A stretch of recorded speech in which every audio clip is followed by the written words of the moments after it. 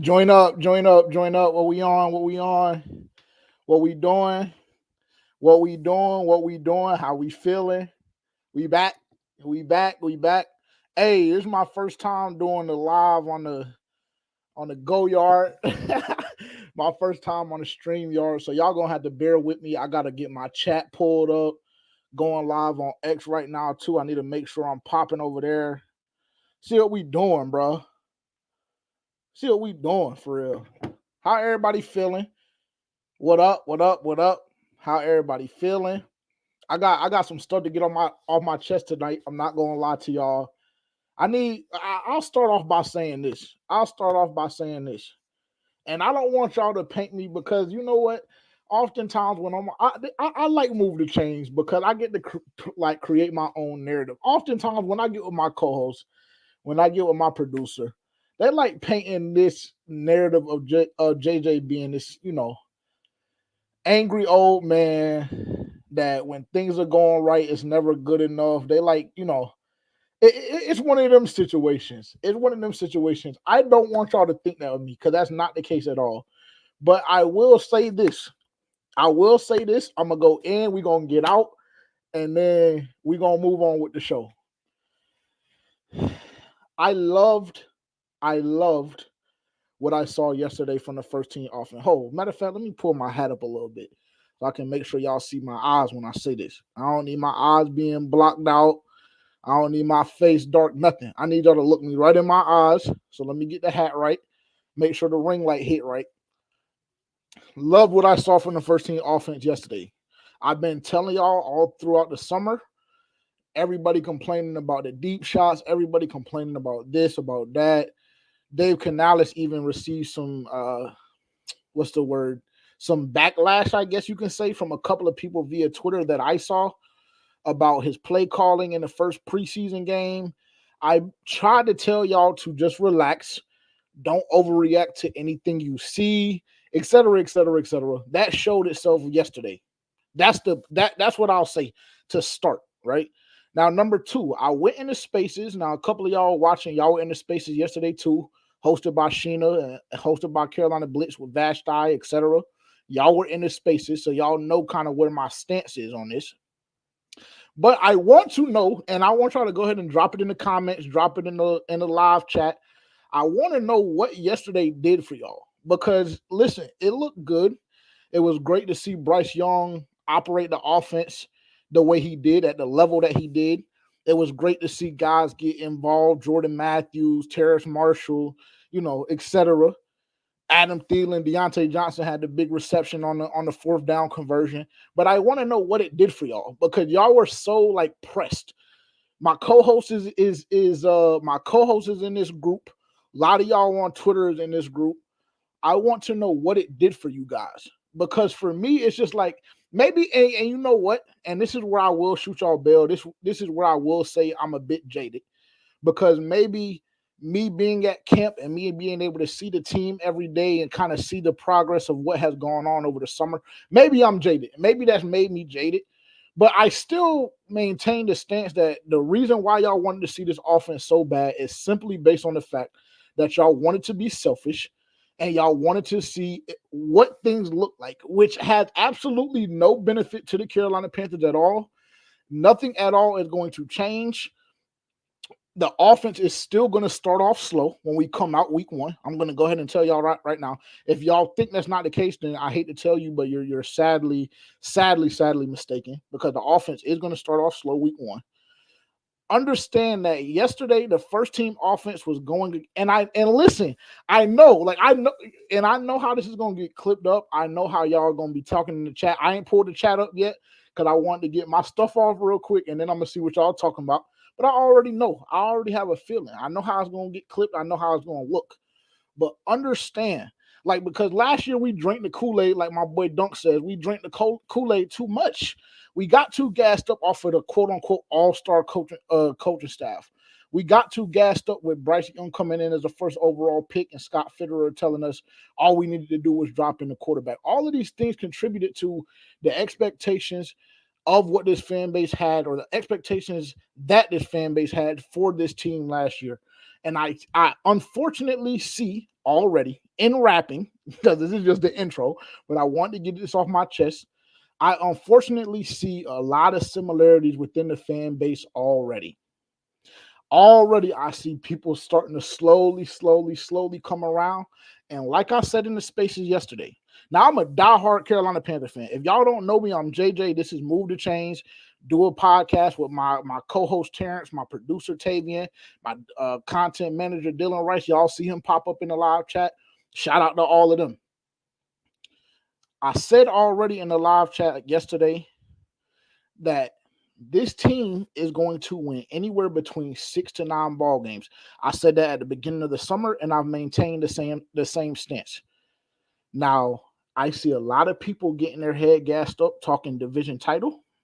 I see a lot of people getting their head gassed up saying double-digit wins. And listen, I would love that. It's tatted on me. Let me see if y'all can see this. It's tatted on me, yo. The lighting is bad. The lighting is bad. There it go. Understand, it's tatted on me. So before anything else, before content creation, before a podcast, before the live stream, before everything, understand that I'm a diehard Carolina Panthers fan. Like nobody will ever be able to tell you different. Nah, I've been honest about my past and, being legit. I went for this team, et cetera, but we're not here for all of that today. I am a diehard Carolina Panther fan. Every single year, I spend tens of thousands of dollars on the Carolina Panthers, and I'm not having shit. I want to get that off my chest, too. I'm not having shit. But I say all of that to say, because I saw how good and how gassed up people were about what was going on yesterday, how the first team offense looked, everything like that. Everybody just breathe and everybody just relax. Just relax. Just relax. Don't get your heart broken. Don't get your heart broken.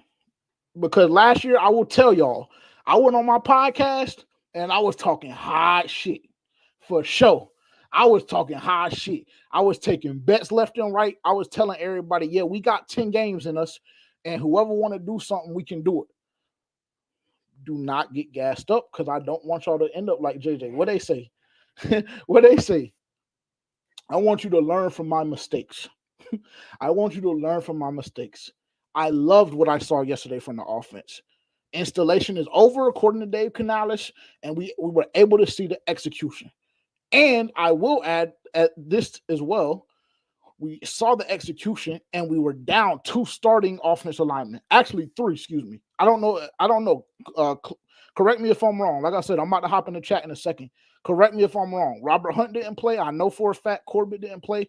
Shout out to the Corbett's for their, on their newborn. Glad everything went well on that. And I know for a fact Damian Lewis didn't play. So we were down 3 starting offensive linemen, if I'm not mistaken. Again, not 100% sure about Hunt. Confirm that for me if y'all don't mind. But we were down multiple offensive linemen. I'll say it like that. And the execution, in full transparency, if I'm just being honest and not pulling punches, the execution was flawless. It was flawless. One of the best we've seen this offensive look in the last 2 years, damn near. But do not get gassed up. Don't overreact. Because understand, that was the Buffalo Bills' second and third string defense. A lot of those guys will be working at Enterprise, Food Lion, and Cookout in about 3 or 4 days. So everybody just take a deep breath. I'm here to be the voice of reason, which often is not the case. I will say I'm the first one to get gassed up. But everybody just relax. We're going to bring things back full circle. We're going to go over a couple of things regarding the 53-man roster and what I see. I have my projections already pulled up that we'll dive into a little bit as well. And obviously we'll talk about the game yesterday. I have my first fantasy draft of the year coming at 8 p.m. So we will be done by 8. I promise y'all, have my word. And really, it'll probably be 7:45 because I just came off the baseball field about an hour and a half ago. I ain't 8. And if y'all know me, if y'all seen me before, y'all know I love my food. So I'm not even going to sit here and cap to y'all. So we going to push through. We're going to push through. Let me get to the chat real quick because I really feel like the chat is jumping. Like I said, I ain't been able to see nothing. I wish there was a way. Again, bear with me because this is my first time. This is my first time on StreamYard. Damn, I shouldn't even have plugged them like that. This is my first time using this specific software. I'll say it like that.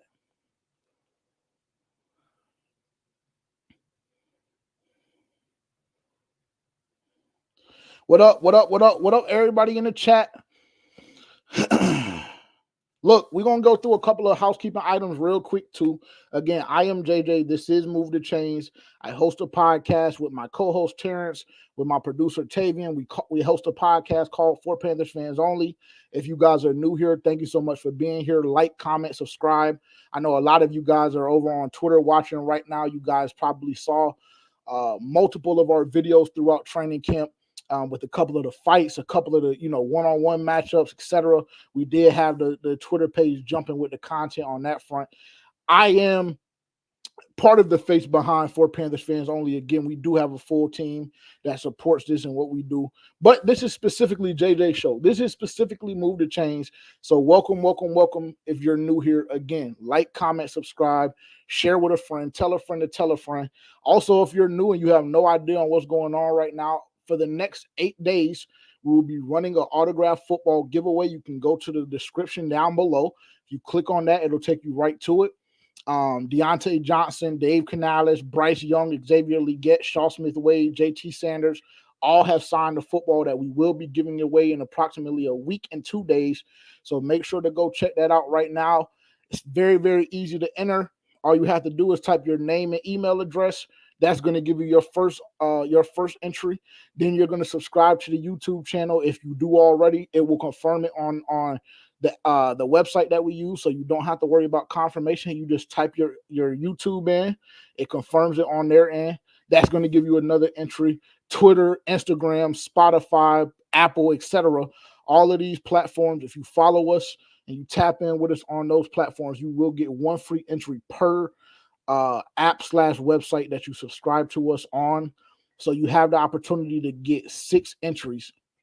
And again, all of those players and head coach Dave Canales is on that football. We will do our selection process on the episode coming in a couple of weeks.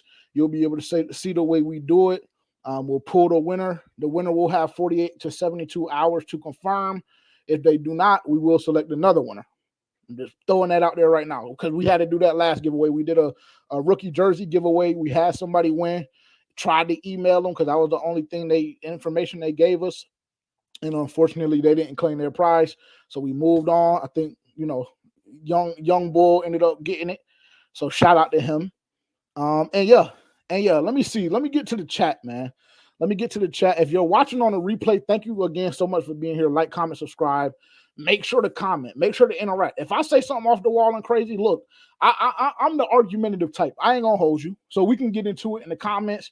I done had to check a couple people in the YouTube comments too, because they be getting slick out the mouth for sure. So don't feel like you can't interact just because you're not a part of the live stream. I appreciate you just like I appreciate everybody else for being here. Let's see what's going on. Let's go. What's up, Dylan? Biamo, shout out Biamos. Hit the like button for sure. Spencer Rattler, Carl Pearson. We about to put him in timeout already. We about to put Carl in timeout already. Don't come over here with that Saints bullshit. Excuse my French. I Move the Change is supposed to be the clean PG/PG-13, but don't trigger me, bro. Don't trigger me. Y'all better get y'all's mans. Who is Carl? Who is Carl? Carl, appreciate you being here, though, for sure. You must be fanned out. Hey, I ain't gonna lie. You must be fanned out if you somehow got your way on this side of YouTube. That's where you watching that, right? Let me make sure. Yeah, you must be fanned out. That we must got in your algorithm somehow. And I know it's because you're not watching NFC South content. Because they'll be feeding you a lot more people before you ended up here. So you must be fanned out, or you might be a subscriber. And if that's the case, shout out to you. We appreciate it. We appreciate it. We appreciate it. Let me see. The W should be huge for everyone's morale. We only saw 2 last year, so this could be a preview of our future. I agree, Kaden. Actually, y'all let me know, too, if y'all can hear me, because last week we had some technical difficulties. Technical difficulties. I charged all my equipment today, so we should be good to go. Been waiting for this live. Shout out to you, Ty. Or excuse me, Trey. My bad. Hey, if I mispronounce your name, I'm sorry. The chat is kind of small off to the side, and I mean no harm nor disrespect. As y'all see, I wear glasses. So just bear with me. So shout out to Trey. Been waiting for this live. Shout out to you, Doug. What's goody? I jumped into the live for like 5 or 10 minutes. Like I said, I had to work earlier today. So I did jump into the live with you and two fans and keep purring. Dave, so shout out to all y'all guys. I always love showing love to the other content creators in the space. Okay, we only missed D-Lou and Cord. Okay, so that's my apologies. That's my apologies. I wasn't aware that Robert Hunt played. Maybe I wasn't, just slipped my mind, but in my notes, I didn't have that Robert Hunt played. So that's my apologies. I should have done a better job. We can hear you, big dog. Garrett, what's goody, bro? What's goody? Garrett been tapped in for a long time, bro. I'm not gonna hold you. Everything the G2S network do and everything Goodies and Two Shoes do, Garrett be tapped in. Shout out Garrett, bro. What's good? Who is Carl? Hey, C Green. That's what I'm trying to say too, bro. Nigga coming in. Oops, excuse me. He coming into the live chat talking about Spencer better. Like, bro, I'm not gonna hold you. We don't care about no Spencer. Hey, week 1, 2. Week 1 is up. Week 1 is up, bro. I'm not gonna. Matter of fact, let me go through my notes. I think I'm caught up on the chat. Let me see. Let me make sure. I don't even know how to see the live chat on Twitter. I don't even know. I guess it's running through too. But I see some comments on X. Bet. Let me see. Make sure I shout at everybody else. Again, if you're here, appreciate you for being here so much. Bro says someone owes Dylan 50 if ISM makes the roster. I'm not gonna hold you. Do y'all want to actually, you know what? No, I'm gonna say the conversation because I kind of have the time broken down already. I already done, you know what I'm saying? I already done broke my time down. I told y'all I got my first fantasy draft, so I can't be playing around with y'all today. But I think I'm just gonna say this and I'm gonna say it and I'm gonna move and we're gonna go to our game recap and then we'll talk about the 53 more in detail. Excuse me. The only thing, look at Terrence fanned out, talking about knocked out. Look at that. Look at this. The only thing that's gonna save ISM, and y'all will see when we go to our 53-man projection, y'all will see that there are a couple of things. I'll make some comments here and there because there are some things that I thought that I may have wanted to change, but I just left it the way it was. Shout out to Dylan for creating the graphic and everything like that. But I think there's a possibility that the only thing that saves ISM, and I'm going to say this, and again, we'll go into detail later. Only thing that saves ISM is his ability in the special teams game. That's number one. And number two is the fact that we have absolutely no idea what's going on with Raheem Blackshear. We have no clue what's going on with Raheem Blackshear. We haven't seen him in any preseason games. I told y'all multiple times last week, all his running back reps had been cut out of practice. We have no clue what's going on. And to me, I'd be hard-pressed to think that it's just because he's in Dave Canales' doghouse. I don't believe that to be the case at all because I've seen Sheridan go and come back. He got OD reps. I seen Dylan Johnson get picked up off the street. He got OD reps. I seen the way they slot Mike Boone off, who we'll also talk about. He got OD reps. Every single running back has had multiple opportunities to show what they have in the run game. Raheem Blackshear, for whatever reason, just has been MIA completely. It is very, very strange. It's one of the weirdest cases that's going on right now to me within the Carolina Panthers organization. Extremely weird. But I say all of that to say ISM may be safe because we have no idea what's going on with Raheem Blackshear. Because had that not been the case, ISM was clipped. And y'all will see in my projection because I have ISM still not making the roster. But as time has gone on and I saw the inactives yesterday, I watched the game, obviously. I see that Raheem is nowhere to be found. However, I do believe that one candidate will be able to do a decent job in special teams, which is kind of the reason why I still have ISM being cut. I do. But again, we'll talk about it. mm, who's returning punts? That's my damn question. To be honest, bro, and this is I'll kind of save this. And I hate, like, actually, I love it. I'm not gonna say I hate it. I love it. I love the fact that y'all interact the way y'all do, because the way my brain works is like to immediately respond, like when it's up. I'm not gonna hold you, so it's like difficult for me to stay on track. But who's gonna return punch realistically? And if your kids are in the room, I'm gonna give you like 3 seconds to block their ears or do whatever you need to do. But I'm gonna respond to Rock directly. Okay, that's been 3 seconds. Realistically, Rock, who gives a fuck? Realistically, who gives a fuck who returns punts? Like we saw ISM crib one punt last year in Chicago, and don't get me wrong, me, Dunk, and Terrence was in the building going fed. I mean, losing our top. But I mean, realistically, who cares, bro? Like honestly, there's been no crazy punt returner or kick returner since Dev. Like no cap, since Dev, since Josh Cribbs. Like, don't get me wrong, I know that special teams is like an imperative part of team success.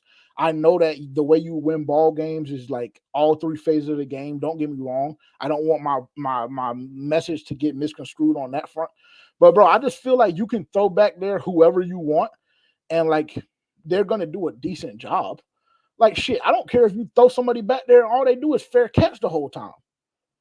Let Bryce and the offense work. So, that stance as far as like ISM being this huge part in the special teams game, like, don't get me wrong, he was going crazy yesterday. He was going crazy yesterday, but like, bro, like I'm not putting that much stock into ISM's usage or ISM having to be the guy for special teams, because I'm just convinced and under the belief that like once we hit that waiver wire, there can be a multitude of people that we go and bring in that can easily do the job, bro. I'm not gonna hold you. That's just my opinion. Y'all may feel differently, but that's just me. That's just me. Not gonna hold you. Not gonna hold you. Okay, let's get into the game a little bit. Let's see what we got. Hold on one sec. I'm trying to pull. I don't know if this is gonna mess I don't know if this is gonna mess my joint up or what. I hope it doesn't. Let me make sure my what you call it muted, because I want to make sure that I'm seeing the chat too. I want to make sure I'm that too, like in totality. Okay, cool. So I got the chat pulled up over here too. All right, let's go through the game. Carolina Panthers win 31-26. Like I don't know who it was, but it made a great point. Us as fans need to be grateful because we don't know how many times this is gonna happen. We know last year it happened 2 times. I think we got done dirty in the preseason. Then we went into the season and got absolutely abused there. So yes, great news. If I had my soundboard here, I would hit a round of applause because the Carolina Panthers were able to pull out the win. Even though it was preseason, it's always great watching the Carolina Panthers win, no matter the situation. No matter the situation. 31-26 final. Jack Plummer, 21 to 29, 278, two tutties.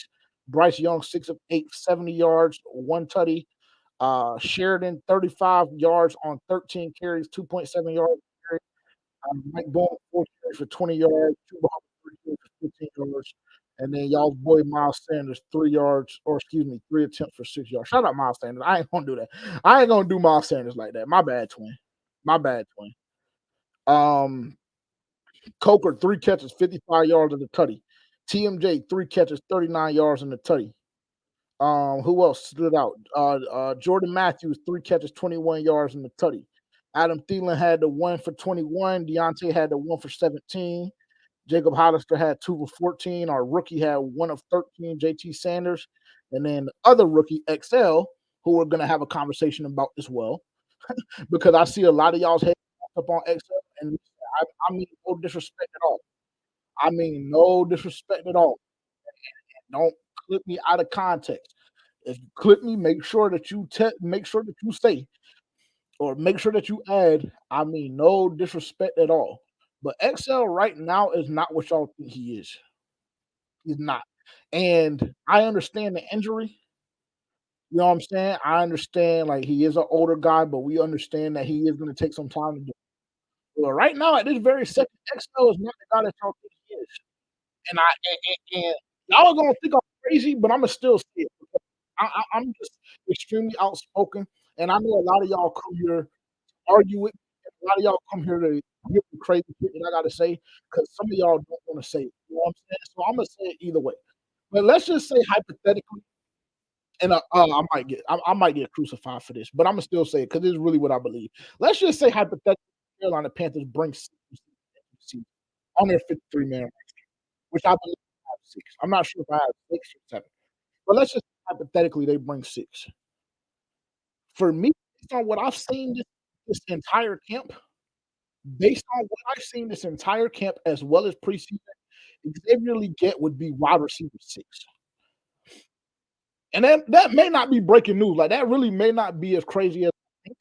But for me personally, right now at this very second, Xavier Legette and the Carolina Panthers brought 6 men into the wide receiver room, into the on the 53-man roster. Xavier Legette would be wide receiver 6, based on what I've seen in training camp, based on what I've seen from a production standpoint.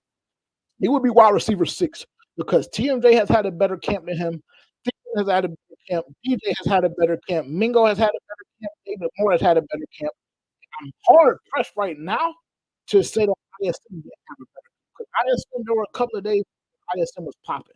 But I also know that I'm kind of doing him a disservice by saying that and taking that approach because he was injured. And I know that's what y'all response is going to be. A lot of y'all in the chat or whatever, in the comments, that's going to be a lot of y'all response. I get it, but I'm just telling you right now, like that's really where XL is right now to me. He has a lot of work to do, a lot of development. He does before he becomes an integral part of the offense. I believe he will.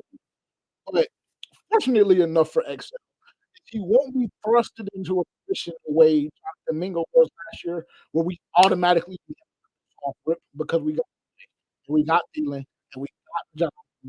And I know y'all gonna hate this too.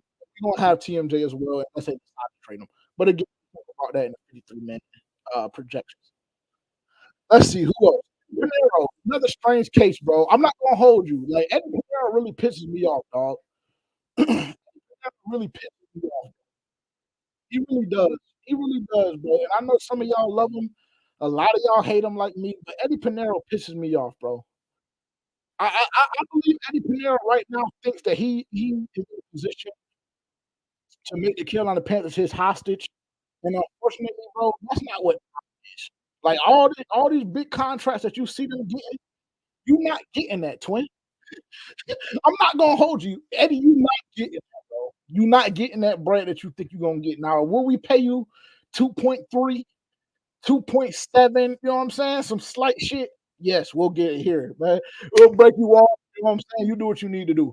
I really don't know with AP, bro. I don't know with AP with the way he was going during the off season. I didn't rock with his energy towards Harrison Mevis when he was still in Charlotte and they were battling it out. Now, don't get me wrong, I understand that's your op. I get it, but I don't like the way he acted during that time. And I don't like the fact that as soon as Harrison Mevis left, Eddie Pinero in practice started missing kicks. And now all of a sudden there's this phantom hamstring injury that nobody saw occur. But now Eddie Pinero is hurt. So for me personally, I'm fed up with the guy. That's just me. Y'all can feel differently. You know what I'm saying? Y'all feel how y'all want to feel. For me personally, I'm fed up. I'm fed up. That's me. That's me. Y'all can feel how y'all want to feel. Let's see. Excuse me. ISM had the big return, one return for 46 yards. Deshaun had one for 29. ISM also had a two-punt return for 27. Let it go down a little bit further and quicker. Ruby Ford, 6 tackles. I have him on my 53 man. Foreshadowing a little bit. I have him on my 53 man. Rudy Ford, 6 tackles. Trevin Wallace, 5 tackles. The rookie. Taylor Wooten, 4 tackles. Will Cox, the cornerback that we brought in about a week and a half ago, 4 tackles. What else? Did he do anything in pass coverage? No, he didn't do anything in pass coverage. But fortunately for him, we're in a bad position in that room. Y'all boy, Jamie Robinson, 4 tackles. Terrence is gonna love that. He's gonna make sure to let y'all know coming out. That was my guy. Shaw Smith Wade, the tackle. Let me see. DJ Johnson. Hey, round of applause, man. Round of applause, yo. Last week I came on here and slandered DJ Johnson's name, and we spoke to DJ Johnson. Shout out to DJ Johnson. Hey, yes, he is. He is. And like I said, I'm gonna pull up my projection here in a second. I'm gonna pull up my projection here in a second. Jamie is cooked. Jamie Robinson is cooked. Hey, and I know I know family members and stuff like that be watching. I know y'all be scrolling through YouTube sometimes. I don't know everybody that's in the live. You know what I'm saying? I mean, no harm, no disrespect when I say what I say on this show. It's strictly about the profession. Not never about the person. It's strictly about the profession. Last year I was getting caught up in that, and the line was blurred. So I made myself that going forward this year, it was never going to be personal. It was always going to be about the profession. Jamie Robinson is cooked. He's cooked. I hate to tell y'all, he's cooked. He is. Let me see. Let me see. Went through that. Went through the stats. Okay, cool. Let's dive into the game a little bit. Let's dive into the game a little bit. Before we do that, like, comment, subscribe, share with a friend, tell a friend to tell a friend. Subscribe to the G2S network. On X, follow us there. We went so crazy on X over training camp. Shout out to y'all. We about to hit 2 bands. We 100 away from hitting 2 bands on X. Just hit a band on YouTube. We want to be at 1,100 before the season. When we had a conversation in February, that's where our goal. That's where our mind was. That's where our goal was. We want to be at 1,100. So if you're in the live right now, and you haven't subscribed already, like, comment, subscribe, share, all of that stuff. Bell notification too. Bell notification too, because on some of our videos we do be getting shadow banned. We do. Let me hop in the chat real quick. Let me hop in the chat real quick, and then we're gonna move on. Let me see what's going on. Let me see what's going on. I love the fact that Plummer gave us a chance to really evaluate wide receivers. Me too. Jack Plummer looked really, really good. The same way I see Jack Plummer preseason game 1, I'm gonna give him his praise for this week, bro. Jack Plummer put on yesterday. Jack Plummer looked like a professional quarterback yesterday. No cap. No cap. Man, we got to get Jordan Matthews some burn during the season. I love Tommy, but he's not as much of a receiving threat as Matthews and Sanders. And once Ian gets back, it'll be even less Tommy. Even less Tommy. Hey, I hate to tell you, what's your name? Trap. Trap. Check me out, Trap. I think you got the tight end room sadly mistaken. If you think Tommy Tremble is going to come back and you think that his reps are going down, I hate to tell you, it's not happening. Bro. Dave Canales and his coaching staff love Tommy Tremble. Every time they ask about Tommy Tremble, they always talk about, or Dave Canales always talks about how much they had in store for him, how much of the offense he was going to contribute to. Tommy Tremble, his reps aren't going anywhere. Now, the only way his reps will decline, in my opinion, is if Jatavion Sanders pops. But I think we're a couple of months away from that happening, in my opinion. But Tommy Tremble is his reps aren't going nowhere. And unfortunately, matter of fact, I'm gonna save it. Just make sure you stay for the 53 man. Because I don't know why Ian Thomas' name was mentioned. I'm not gonna hold y'all. I do not know why Ian Thomas's name was mentioned. He's fried too. Foreshadowing there as well. Ian Thomas is fried. You feel how you want to feel. Ian Thomas is fried, bro. It's over. It's a wrap. Thank you for your services. All that. I don't know if you have information on people. You know what I'm saying? If you're blackmailing to continue to get all these extensions and these new hey, appreciate your service, bro. Gotta bounce. Gotta go. It's a wrap for Ian Thomas. It's a wrap. We knew XL wasn't a finished product. He only played 1 real year. That's facts, though. That is facts. And I came in here and told y'all last week that we're gonna have to be patient with this rookie class. Trevin is probably the most to me. We go through our hold on. Because Brooks is yeah. Trevin to me is probably the most pro ready at this very moment. Like if we had to throw Trevin out there and told Trevin, hey, we need you to start and we need you to make an impact, Trevin would be okay. Trevin would probably, in my opinion, be the only one that was okay. Everybody else, we got time. JT, we got Tom. XL, we got Tom Brooks. Obviously, we know with the injury. Um, we saw bro get shipped out of here. I think we mentioned that too. I think I told y'all last week that Michael Barrett was gonna get cut. Luckily, we were able to bust him down and go get Mike Jack. And I think Mike Jack is gonna have the city turned up. I'm not gonna hold you, but I'll say that for a later video, later conversation. Let me see. Let me keep going down. Look, RLF, bro, listen, bro. See, that's why I said, bro. That's why I said, like, bro, I don't want y'all to get emotional and start slandering me. He said, hasn't he been out half the camp? Y'all just say anything. It's not about me saying anything, bro. It's about what I saw pre the injury, post the injury, and then what I've seen production wise in the preseason, which really has only been one game, if I'm not mistaken, because I don't believe he played the previous 2 weeks. That's all I can go based off of. I'm not just saying anything. I preface what I was gonna say. I preface what I was gonna say. I said I understand and I know that he dealt with the injury. However, XL is not what y'all think he is. That is simply based off of pre-injury, post-injury. Again, y'all get confused because y'all keep forgetting that I was at camp. So all of them big videos that y'all was seeing from the social media team shit, like I said, they be having y'all head gassed up, bro. But when you can actually sit there and watch it yourself, that impact is not what you think, bro. That impact is not what you think. This game is not just highlights. Like I don't know where y'all get off thinking that, but like I said, we'll have that conversation a little bit later on too. He said Eddie P been trashed in Atlanta years ago. Yeah, Eddie P still ain't got on my good side from that neither, bro. I'm not gonna hold you. I believe Eddie Pinero with those 2 missed kicks. I believe he changed the whole trajectory of the Carolina Panthers for the following 4 years. No cap. Because I believe if you go in Atlanta and you win that game against Atlanta, I believe you get in the playoffs based on how trumped up Steve Wilkes had us playing. I believe you're in the playoffs, and I think shit just completely changes, bro. I do. That's just me, but I think shit just completely changes. Eddie P changed the trajectory of this franchise, in my opinion, for sure. He said, "Wide receiver 6, you bugging out." People, no, bro, I'm not bugging out. I'm telling you I'm telling you what I've seen with my own eyes, bro. And I clarified it based on production and what I've seen in camp.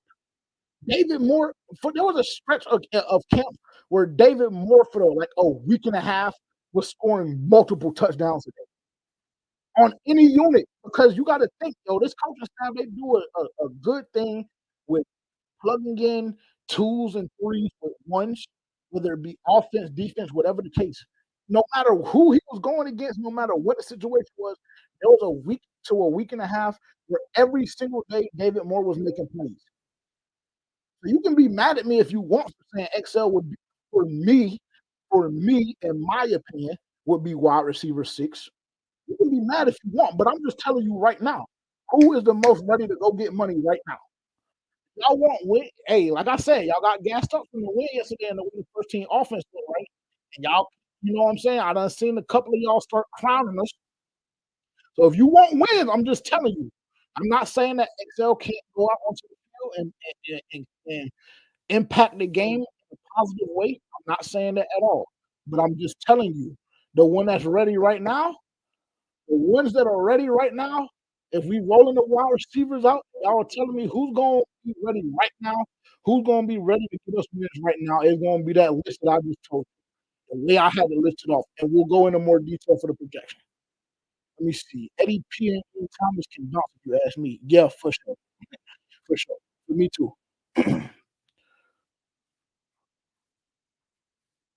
uh, he said sound is in and out. Let me fix it. My apologies. Let me know if I'm good. Y'all talk to me. Let me see if I can pull this up and see what's happening. Let me know if I'm good. Let me know if I'm good. We can't have we can't have a replay of what happened last week. That cannot happen this week. That cannot happen this week. Y'all let me know if I'm good. I'm getting good feedback on my end. Let me see if I turn it up a little bit. I'm getting good feedback on my end. Y'all let me know. Am I good?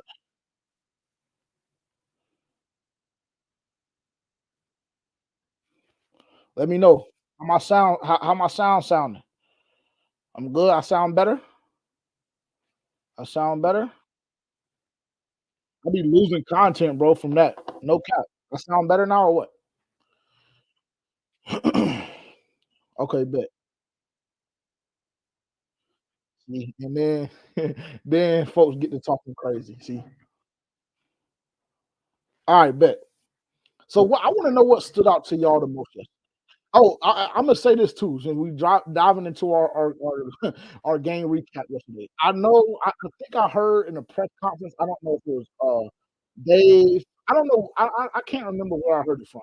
But I heard they were kind of experimenting with letting different coaches call different plays at different times in the game and all of this. Hey, listen, bro, Coach Canales, I got PTSD. I got PTSD, bro. I got PTSD. Don't let none of that shit happen again, bro. If you're calling the plays for the whole season, don't have no other coach coming through them comms. Don't have none of that going on, bro. And I'm not gonna hold you based off of what I seen from that defense yesterday. Nobody that's under Ejiro Evero needs to ever touch that defense again unless it's EJ. Nobody else needs to touch that defense again based off of the production. Because weeks 1 and 2 of the preseason, that defense was sliding. And unfortunately, you're not going to be able to convince me that the Buffalo Bills' second, third, and fourth string are that much better than the New York Jets' second, third, fourth string and the New England Patriots' second, third, fourth string. I don't know what that experiment thing was. I do not want to see it again. I got PTSD from that shit from last year, bro. I don't need to see that again. I don't need to see that again. Not gonna hold you. Not gonna hold you. Um, let's see what else. Let's talk about the offense because I know that's what y'all are excited about. I know that's what got y'all head gas. I need to make sure my audio is right. Y'all let me know. Y'all let me know. And while you're typing and while you're letting me know, make sure to like, comment, subscribe, follow if you're on X. Turn the bell notification on both platforms.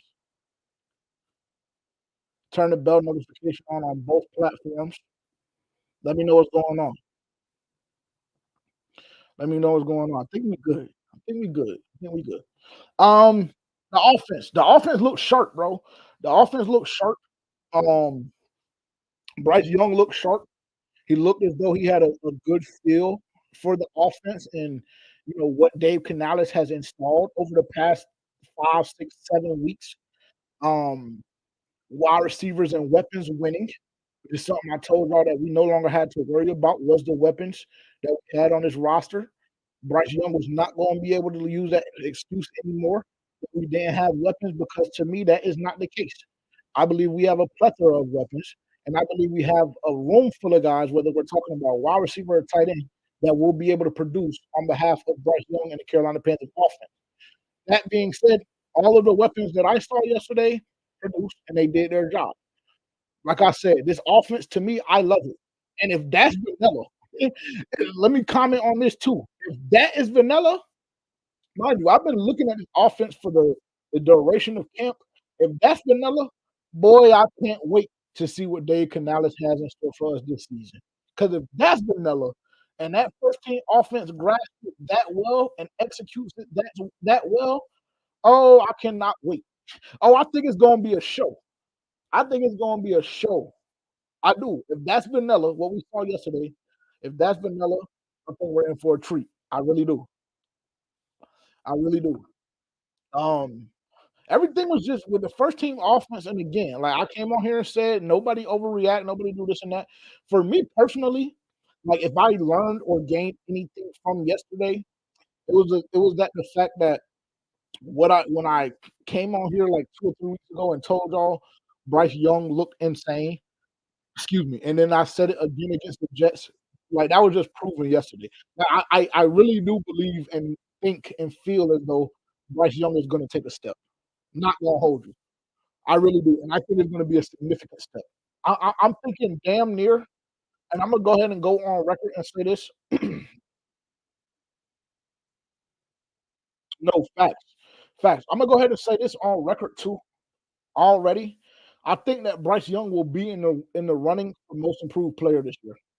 If Bryce Young stays healthy and this offensive line stays healthy and the weapons around stay healthy with the amount that we have, I think Bryce Young will be in the running this season for most improved player. Not gonna hold you. It just seems so much more comfortable. He just seems so much more comfortable. He seems like he's making his reads better. He seems like obviously we know his weapons are a lot better and a lot more developed than they were last year. It seems like I said, this offense is like low key tailor made for Bryce Young to have success. Like that's how I feel. That's what I learned yesterday, in my opinion, which is something that I already knew, like just again from camp. But it just kind of hammered home that point, honestly.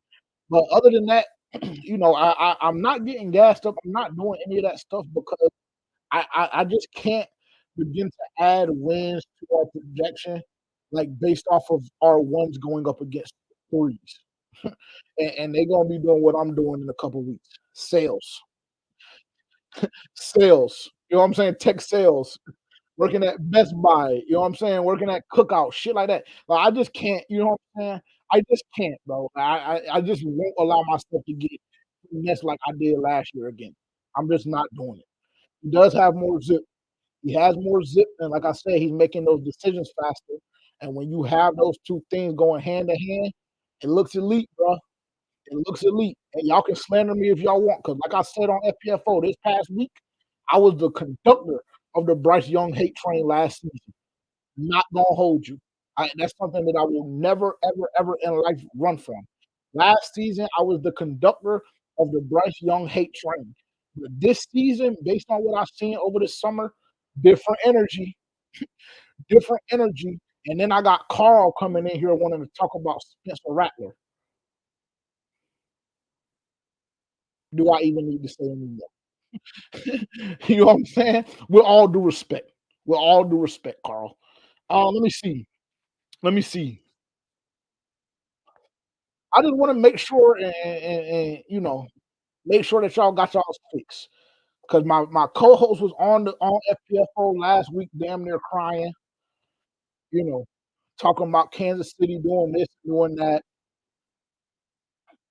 I just want to make sure everybody in the fan base got their fix. If you were not able to see the Carolina Panthers over training camp over this summer, I just want to make sure everybody got their fix. Because like I told him, like I'm going to continue to tell y'all, them playing that one drive is going to do nothing. This offense played the whole preseason last year and ain't shit changed. We're still getting abused up front. Bryce Young still had half a second to throw the football, and niggas still was not winning their routes. Excuse me. Guys were still not winning their routes. Nothing changed.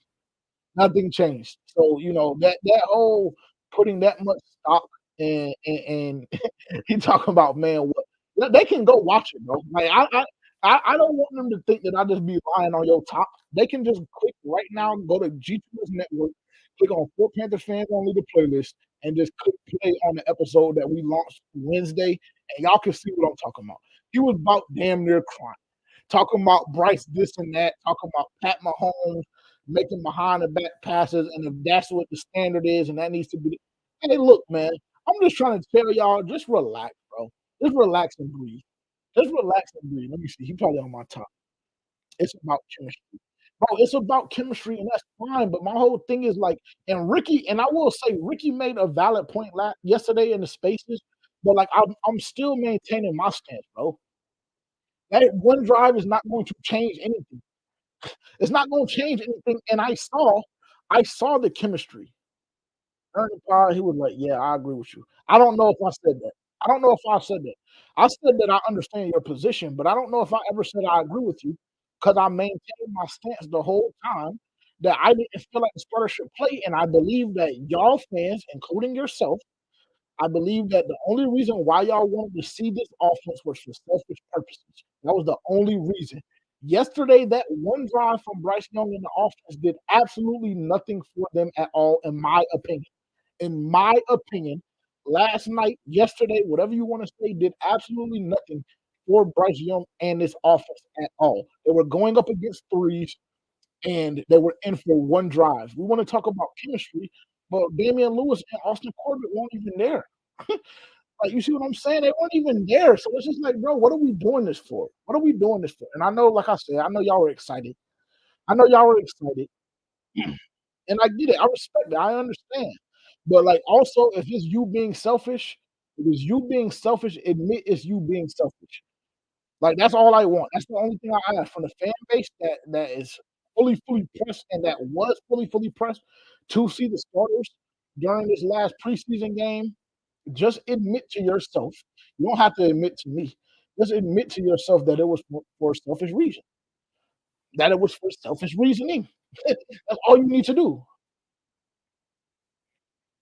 You might have seen the chemistry, but when I was at camp, I had flashback of the same thing last year. So I had to see something for me and my therapist say. I mean, I respect it, but again, like again, bro, like okay, that is fine, bro. And shout out, you know what I'm saying? Shout out. But I'm just telling you, that's the only thing that I want is that I just want you to admit that it was for selfish reasons. Because you went to camp on two specific days that were not the best offensively, and because you started having flashbacks, you demanded Dave Canales and this coaching staff to put their starters in the game not at full health for you to feel better about the chemistry. Like that's my whole point and purpose. And like, what did that help? What did that help? Like for your mental health sake. Like, great, bro. It helped your mental health sake. Is that shit gonna help us win additional games? Yes or no? That's the only thing I want y'all to ask yourself. And y'all don't even need to answer in the chat. Just internalize it. Is the one drive that we saw from the offense yesterday, the first team offense, is that one drive going to help us win additional games this season?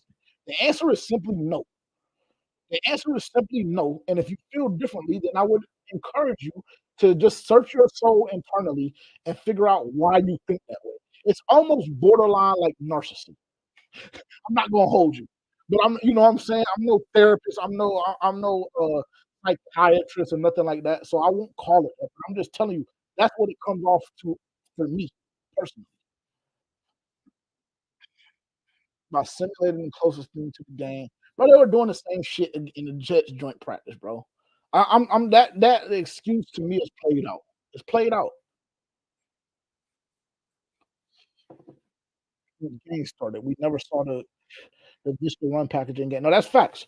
That's facts. But I mean, also that was bound to happen when you had Thomas Brown calling the plays the whole summer during training camp the whole time, and then all of a sudden Frank White, wanting to show Thomas Brown that he could pitch further, and now all of a sudden he's calling plays. So yeah, that unfortunately was to be expected. The comms is different. The plays is coming in different. The knowledge of the playbook is a lot different. So yeah, that was to be expected. Unfortunately, weren't playing. Yes, bro, and I've admitted that. I admitted that, Terrence. I admitted that last week. I admitted that on FPFO this past week. I admitted that. I was one of the main proponents for that. But as I took a step back, shout out to whoever it was in the comments. Like I said, I'm not too prideful to admit that I read the comments and take every word into consideration, unless they just talking dumb as hell. I saw in the comments somebody made a phenomenal point, and then you know what I did? I went to bed that night and I thought about it in my head. Why do you want to see the starters play so bad? And you know what conclusion I came to? Is because I'm selfish and because I just want to see my first team starters play. It had nothing to do with the full benefit of the Carolina Panthers. It had nothing to do with the fact that them playing was going to help us win additional games. None of those things came to my mind. Every reason that came to my mind was for selfish reasons. And that's the only point I'm trying to make. That is the only point I'm trying to make. Why you ain't I mean, listen, I like I said, that was the stance. I'm not a lot of y'all. That was my stance initially. Preseason game one, I'm seeing all of these inactive and I'm trying to figure out what the f is going on. But after that, like I said, I went to bed, comments were said, had a couple of different conversations, and I was like, you know what? Hey, bro, that's the good thing about life, bro. You can change your opinion. You have freedom and the ability to change your opinion. Like I'm not locked into a certain stance. Same thing with Bryce Young. Same thing with Bryce Young. I just came on here and said I believe that he has the potential to win Most Improved Player of the Year. Imagine you telling somebody that watched FPFO 4 months ago, that big boy that does the podcast with the one that wear the glasses, the aviator joints. Imagine telling them that, and imagine the response you would get 4 months ago if you told somebody that. They would look at you like you were, you know what I'm saying? You know what I'm saying? They would look at you crazy. They would look at you crazy, bro. We have the right to change our opinion. We have the right to change our opinion. All right, we got 45 minutes left. I really don't have much else on the game, bro. I really don't like what I like about this is it's open forum. I can chat with y'all. I can respond to what y'all saying. Y'all can slander me if y'all want. Like that's what I like about this. I don't like taking my joint as serious. Personally. I don't like taking my joint as serious, bro, because it's like more fun for me. Like it's more free flowing. FPFO is like serious. FPFO is like the full production. We chopping it, we editing it. You know what I'm saying? It's serious, lights, cameras, all of that. Like I like this space because it's more free flowing and it's more fun for me. Because I can come on here and talk shit, and y'all can hear it in my voice, and y'all can reciprocate the energy. No cap. If Bryce comes out and win games, I'll give him his props. Throwing 20 yards on 31 sounds way better than fun. I mean, yeah, for sure. I think Dave Canales. Well, I'm telling y'all, I believe, like honestly, in my heart of hearts, bro. Like I'm not gonna hold y'all.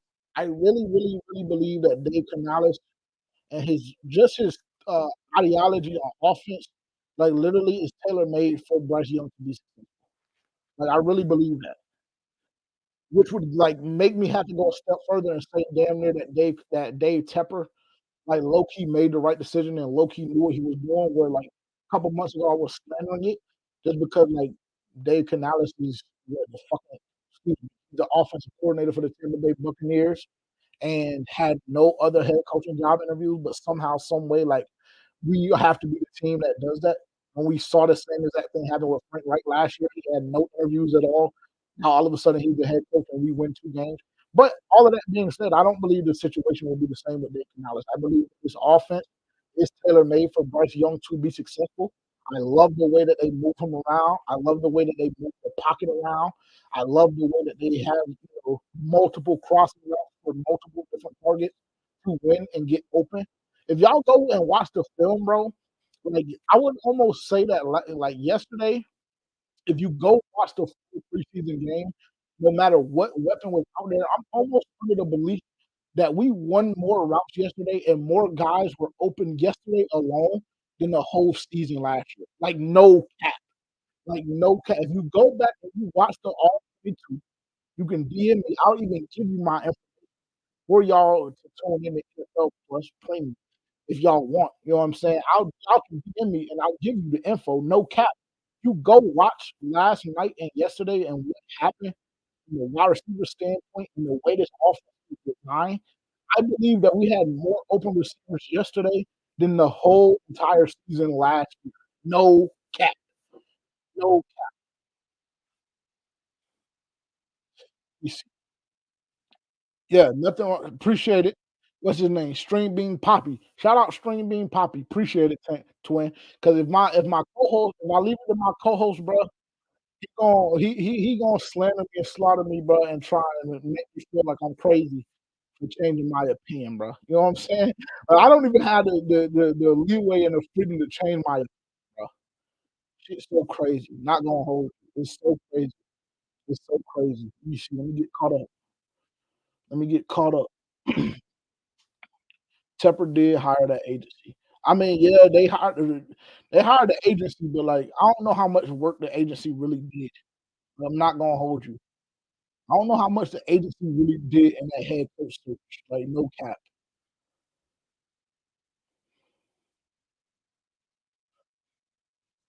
Had never been offensive coordinator in a game before he needed that with the starters.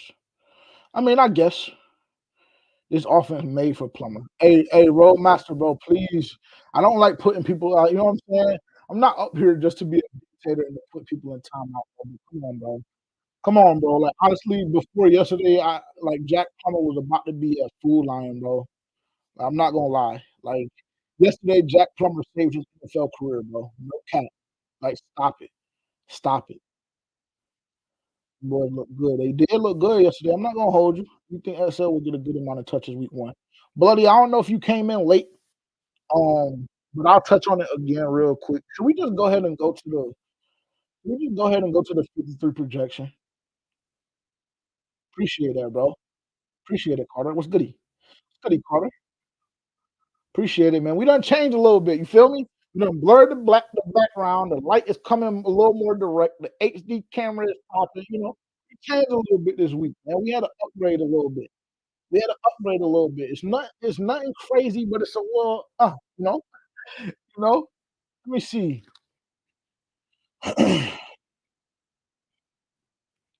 That is very true, Omar.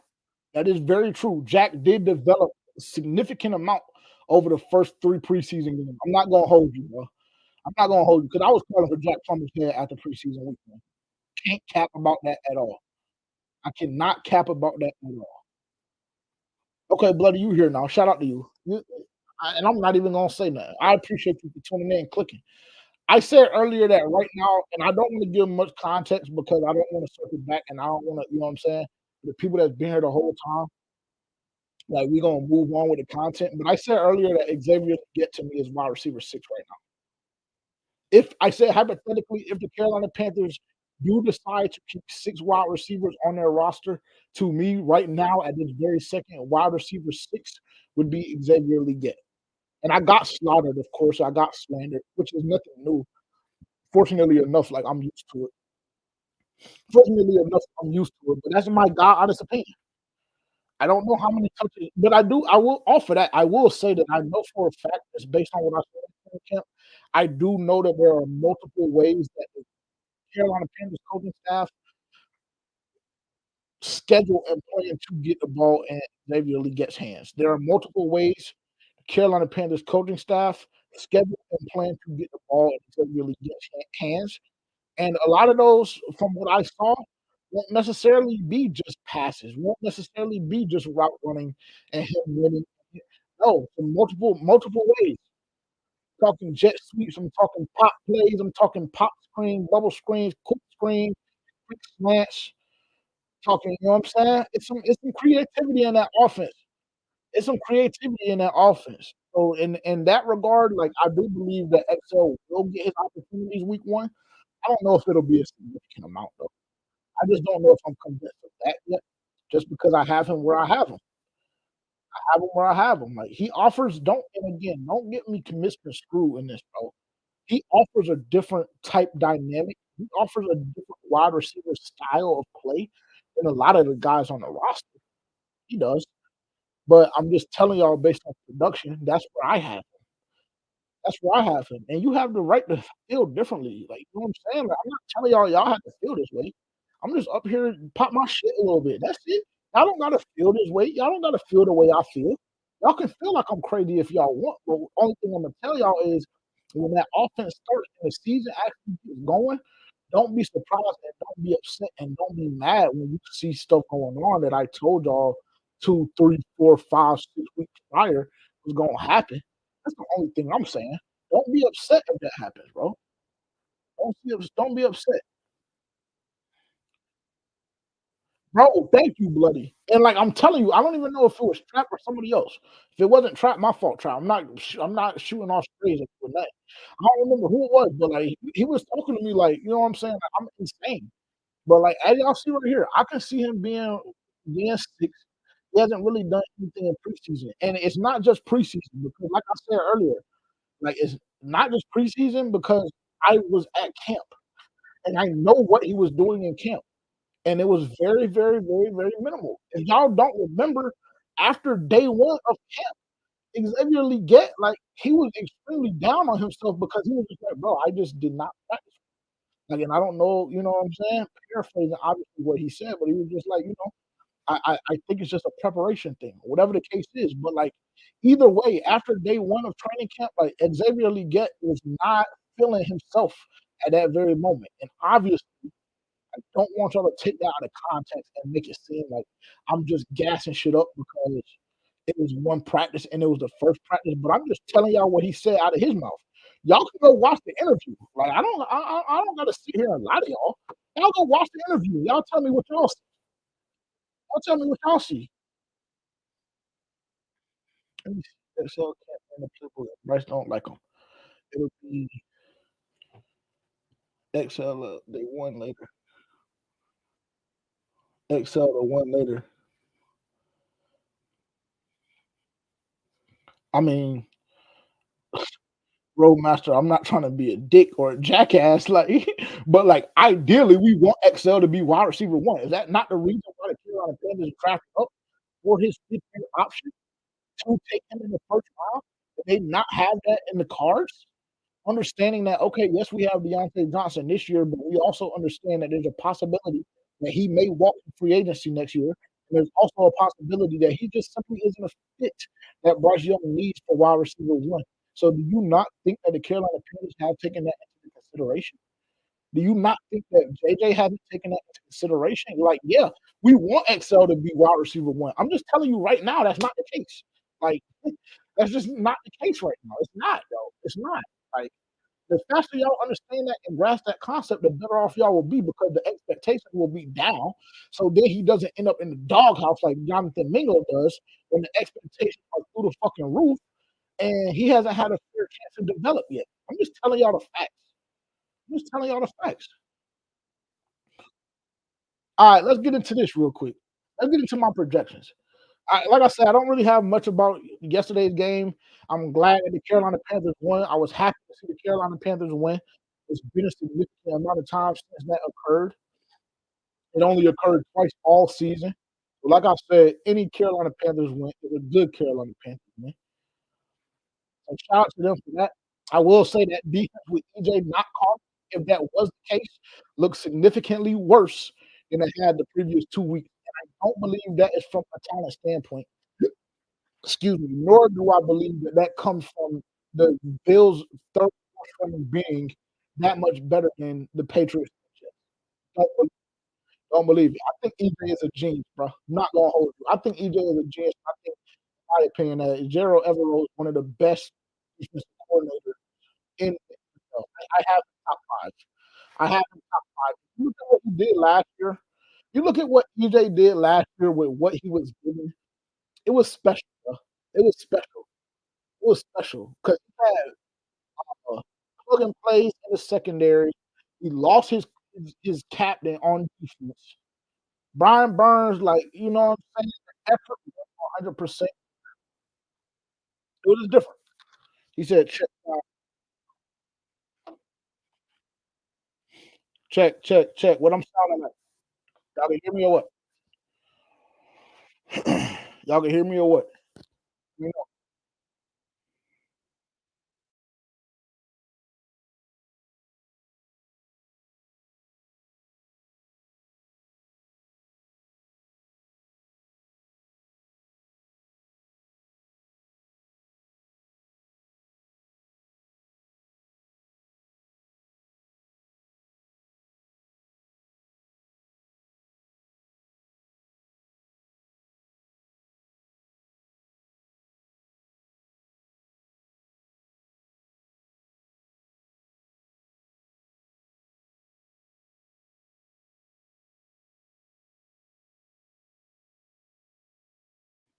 good. I think I'm back now. I'm good. I'm good. Bloody said I'm good. Dylan said I'm good. I think I'm good. I think I'm lit. Let me know something. Let me know. Think I'm good. Make sure my stuff is squared away on this front. Check, check. I'm getting good feedback. Getting good feedback. I think we're good.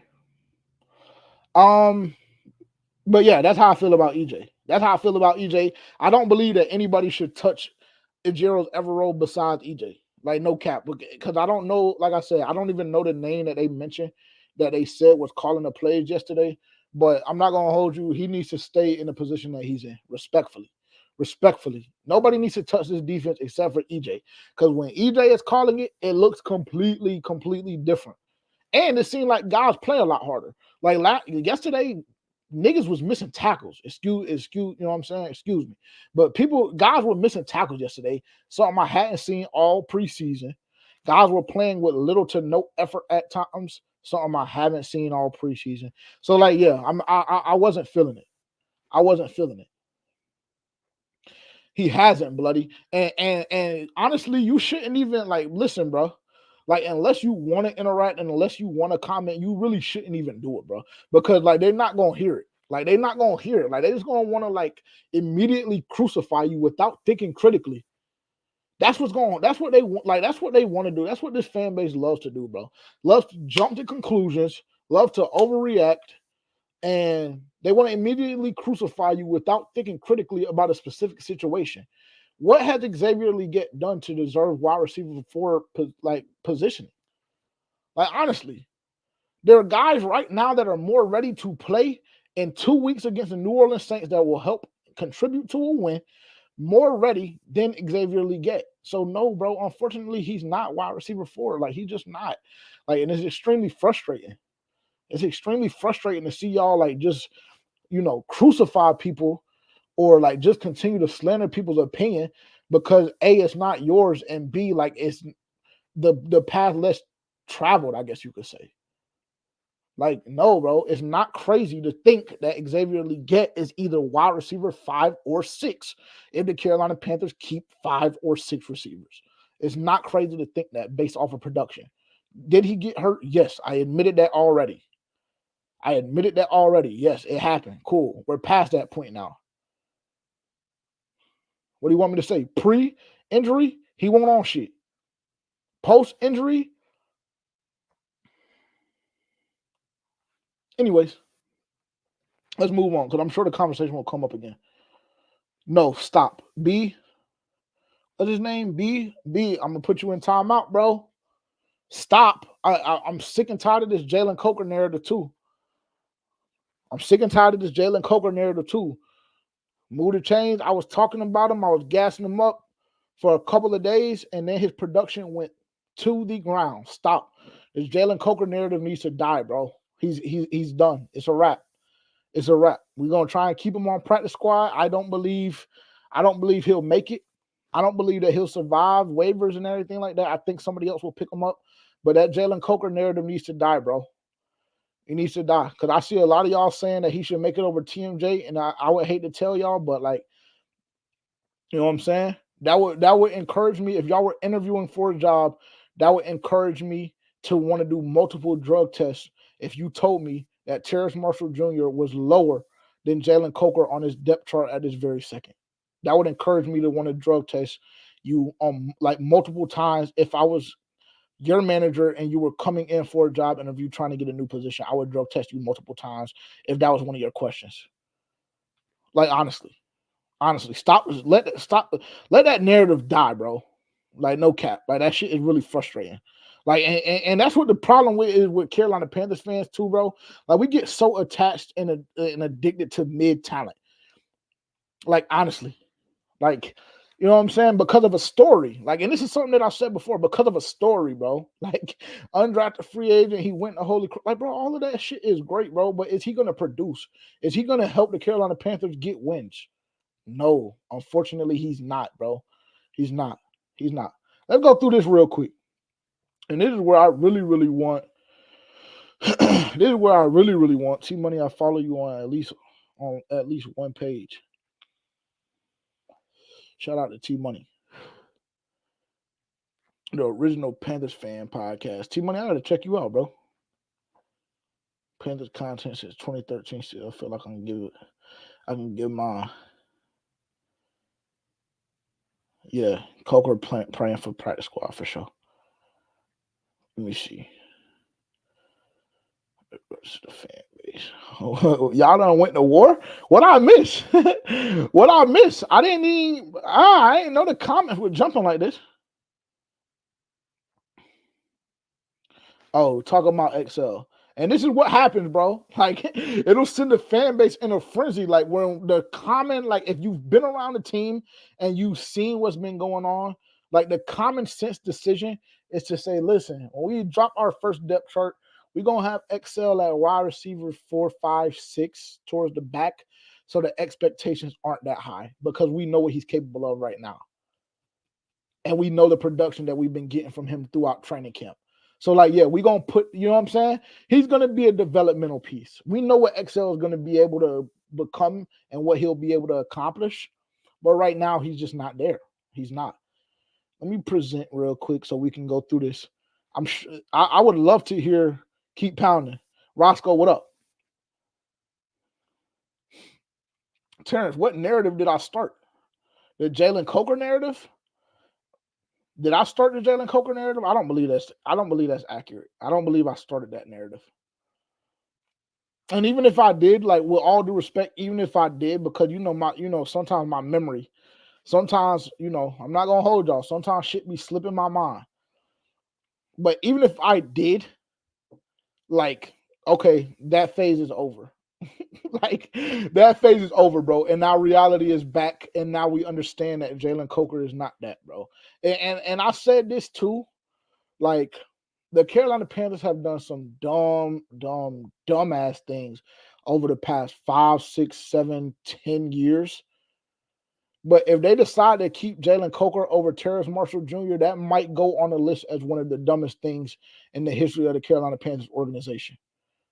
And that's not shitting on Jalen Coker. I'm just telling y'all the facts, bro. Just telling y'all the facts.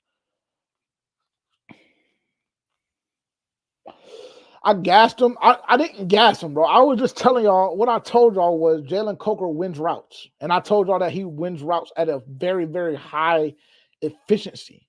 That's all I told y'all. I told y'all that everybody they lined up in front of him, they couldn't guard him. Couldn't guard him. Yeah, I know TMJ is officially on the trade block. So again, before I pull this up and before I share this, I want y'all to know that I will be giving some explanation for some of the decisions that I made as far as, like, my opinion on what the 53 man will look like. And there are some discrepancies in the numbers just because, like, we don't know who's going on IR. Like, there are a couple of things that we don't know, like, for a fact. So just bear with me because this is just foundationally what I have right now.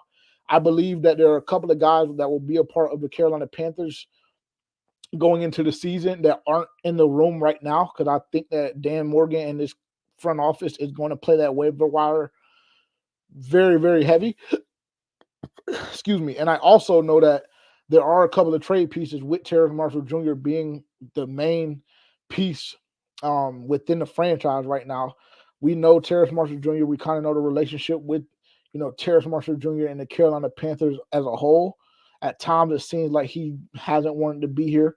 He's requested a trade before, you know what I'm saying? So there's a couple of things that play a part into this 53 projection that I'm going to show y'all, but we'll go through it a little bit. I got like 30 more minutes, so we're going to see what we can make pop.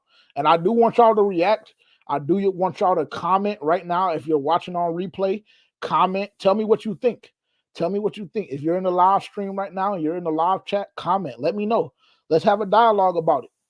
I'm open. Let's talk about it. Let's talk about it. Let me see. I got to be very careful, bro, because this is I didn't download the photo.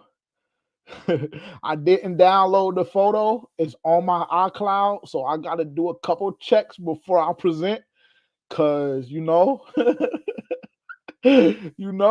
got to make sure. I got to be careful, man. I just got to be careful. Let me know if this works. I hope it does. I think it will. Actually, I'm confident it will.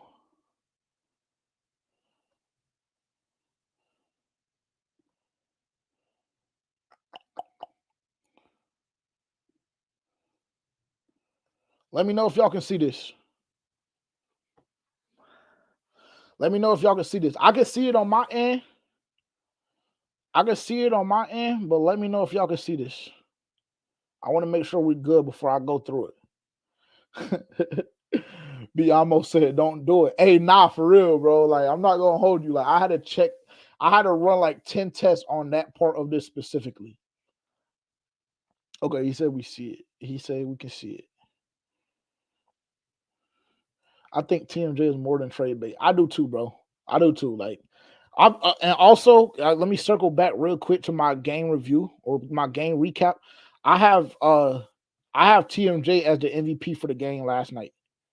I have Terrace Marshall Jr. as the MVP for the game yesterday. Feel how you want to feel about it. That's my MVP.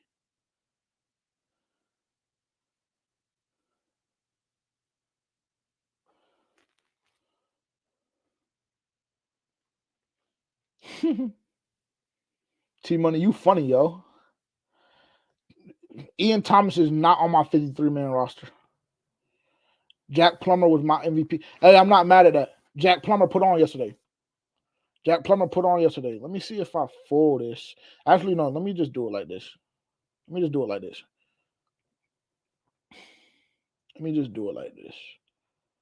Go ahead, 53-man roster projections. Let's go through it. And we'll go. I have the full defense on this, but we'll kind of go like in sections just because the way it's presenting. We'll just go in sections, okay? This is what I got so far. Feel like a lot of these names don't really need to be expounded upon. I'm sure y'all will have some questions regarding DiCaprio Boodle. And I will say, this is not the current depth chart.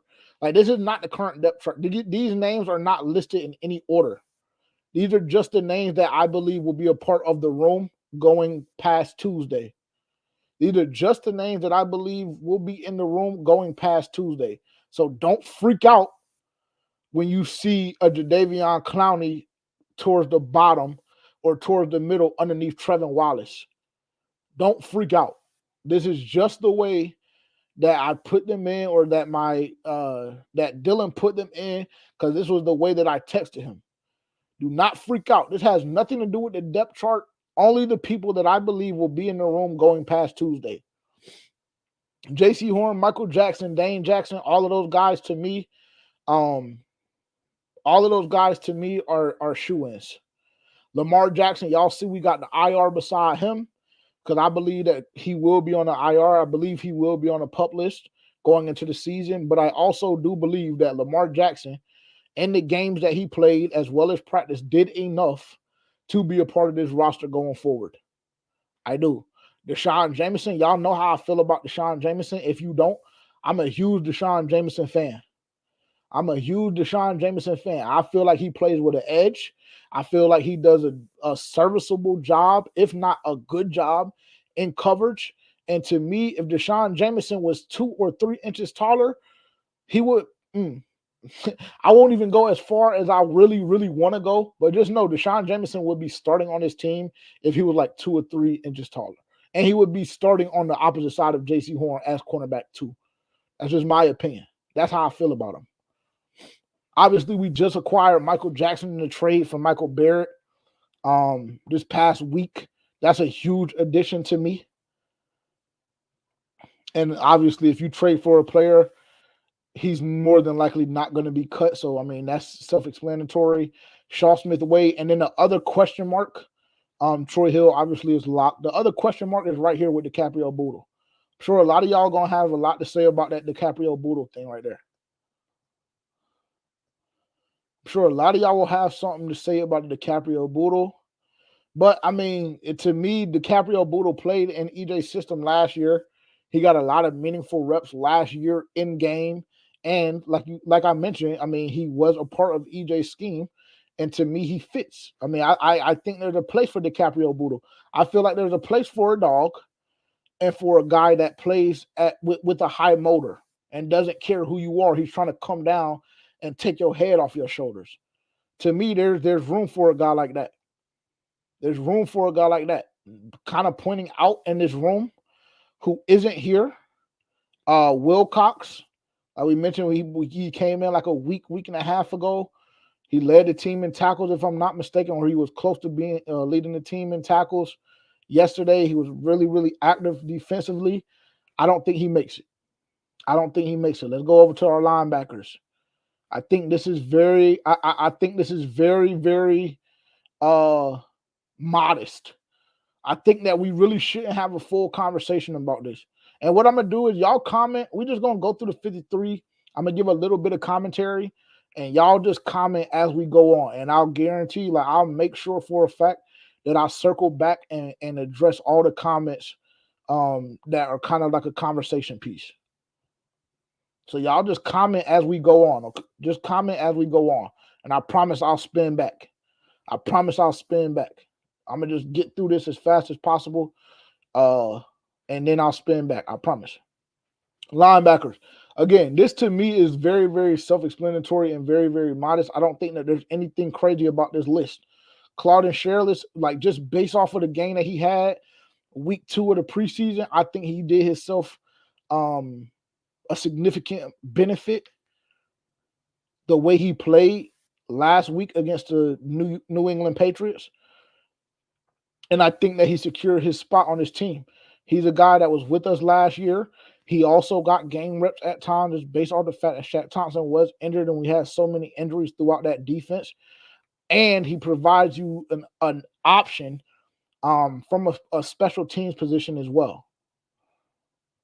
All of these guys, to me, these are locks. Shaq, Josie, Trevin, JD, DJ, and Calevon, which I really should have put a question mark beside Calevon.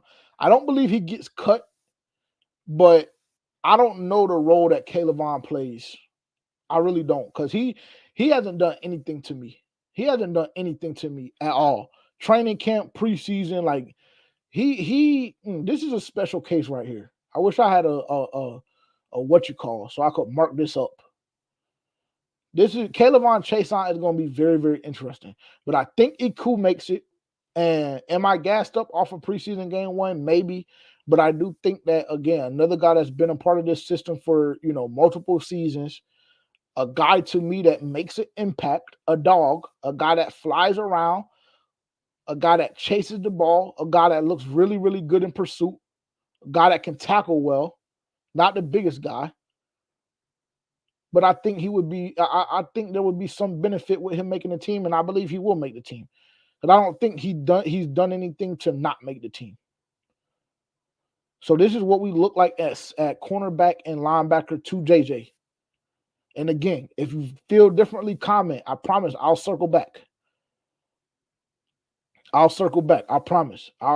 Towards the end, I'll go through all the comments and I'll read them relatively quickly. We got about 24, 25 more minutes. So I'm going to try to get through this as quick as possible because this is what it looks like. Also, if you want to see the actual picture, you can go on X right now at FPFO_podcast and you can just see these images. This one and the offense, you can see the images. I dropped this yesterday, dropped this last night. So it should be towards the top. So if you want to kind of follow along on that route, or if I'm going too fast, then you can go look then. Go look there, excuse me. Defensive line, this is what I have. Ray is probably the biggest name off of this list. And TJ Smith is probably the biggest name on this list. Everybody else to me, DB, Shaw, Ashawn, Nick, all of those guys to me are locks. All of these guys to me are locked. All of these guys to me are locks except for TJ Smith. TJ Smith is a question mark, but TJ Smith is also a guy that in 2 preseason games had 2 sacks. Now, he was MIA yesterday. Let me see if he even played yesterday. Let me see if TJ Smith even played yesterday. Because I know for a fact, yeah, he did. He had 2 tackles. Cool. He had 2 tackles yesterday. I believe TJ Smith makes this roster. It gives you a depth piece, gives you a younger guy that you can kind of develop. It gives you a guy that proved that he can get sacks, a department in which we're going to kind of struggle in this season because that pass rush at times is subpar. So I don't see how you allow a guy to walk after he produces 2 sacks in 2 games in the interior, from an interior position at that. This is what my D-line looks like. Going over the safeties. Now I got some pushback yesterday when I first dropped this list on Twitter. Bloody said TJ Smith is cooked.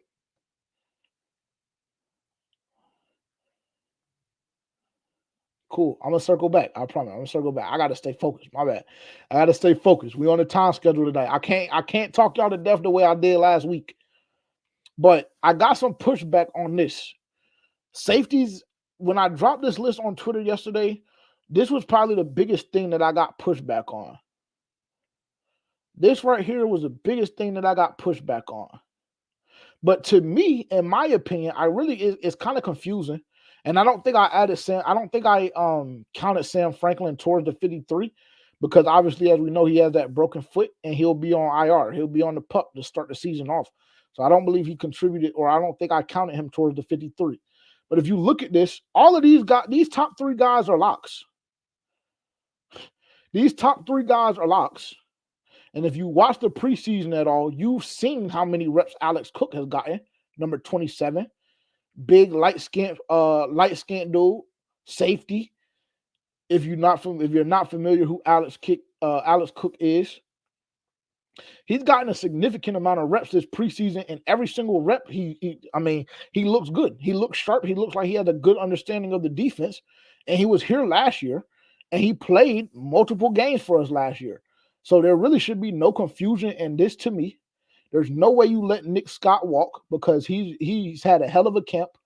He's had a hell of a camp, and to me, he's like, if we're doing depth chart, he's safety 3. Like, this is probably the list that is in most depth chart ready order.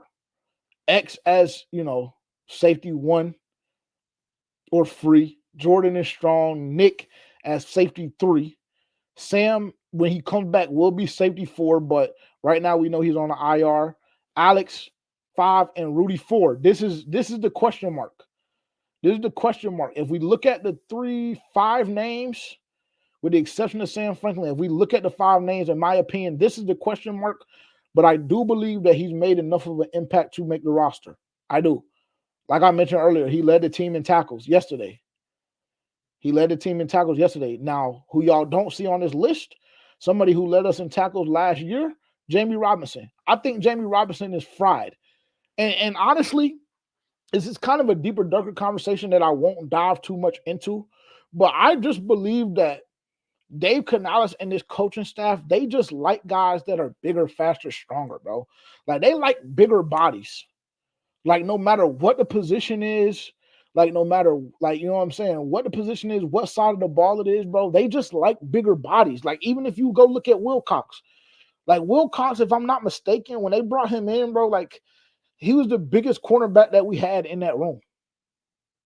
They just like bigger bodies. This coaching staff just likes bigger bodies. Rudy Ford, to me, is a bigger body. Rudy Ford, to me, gives you a little more leeway for what you can do.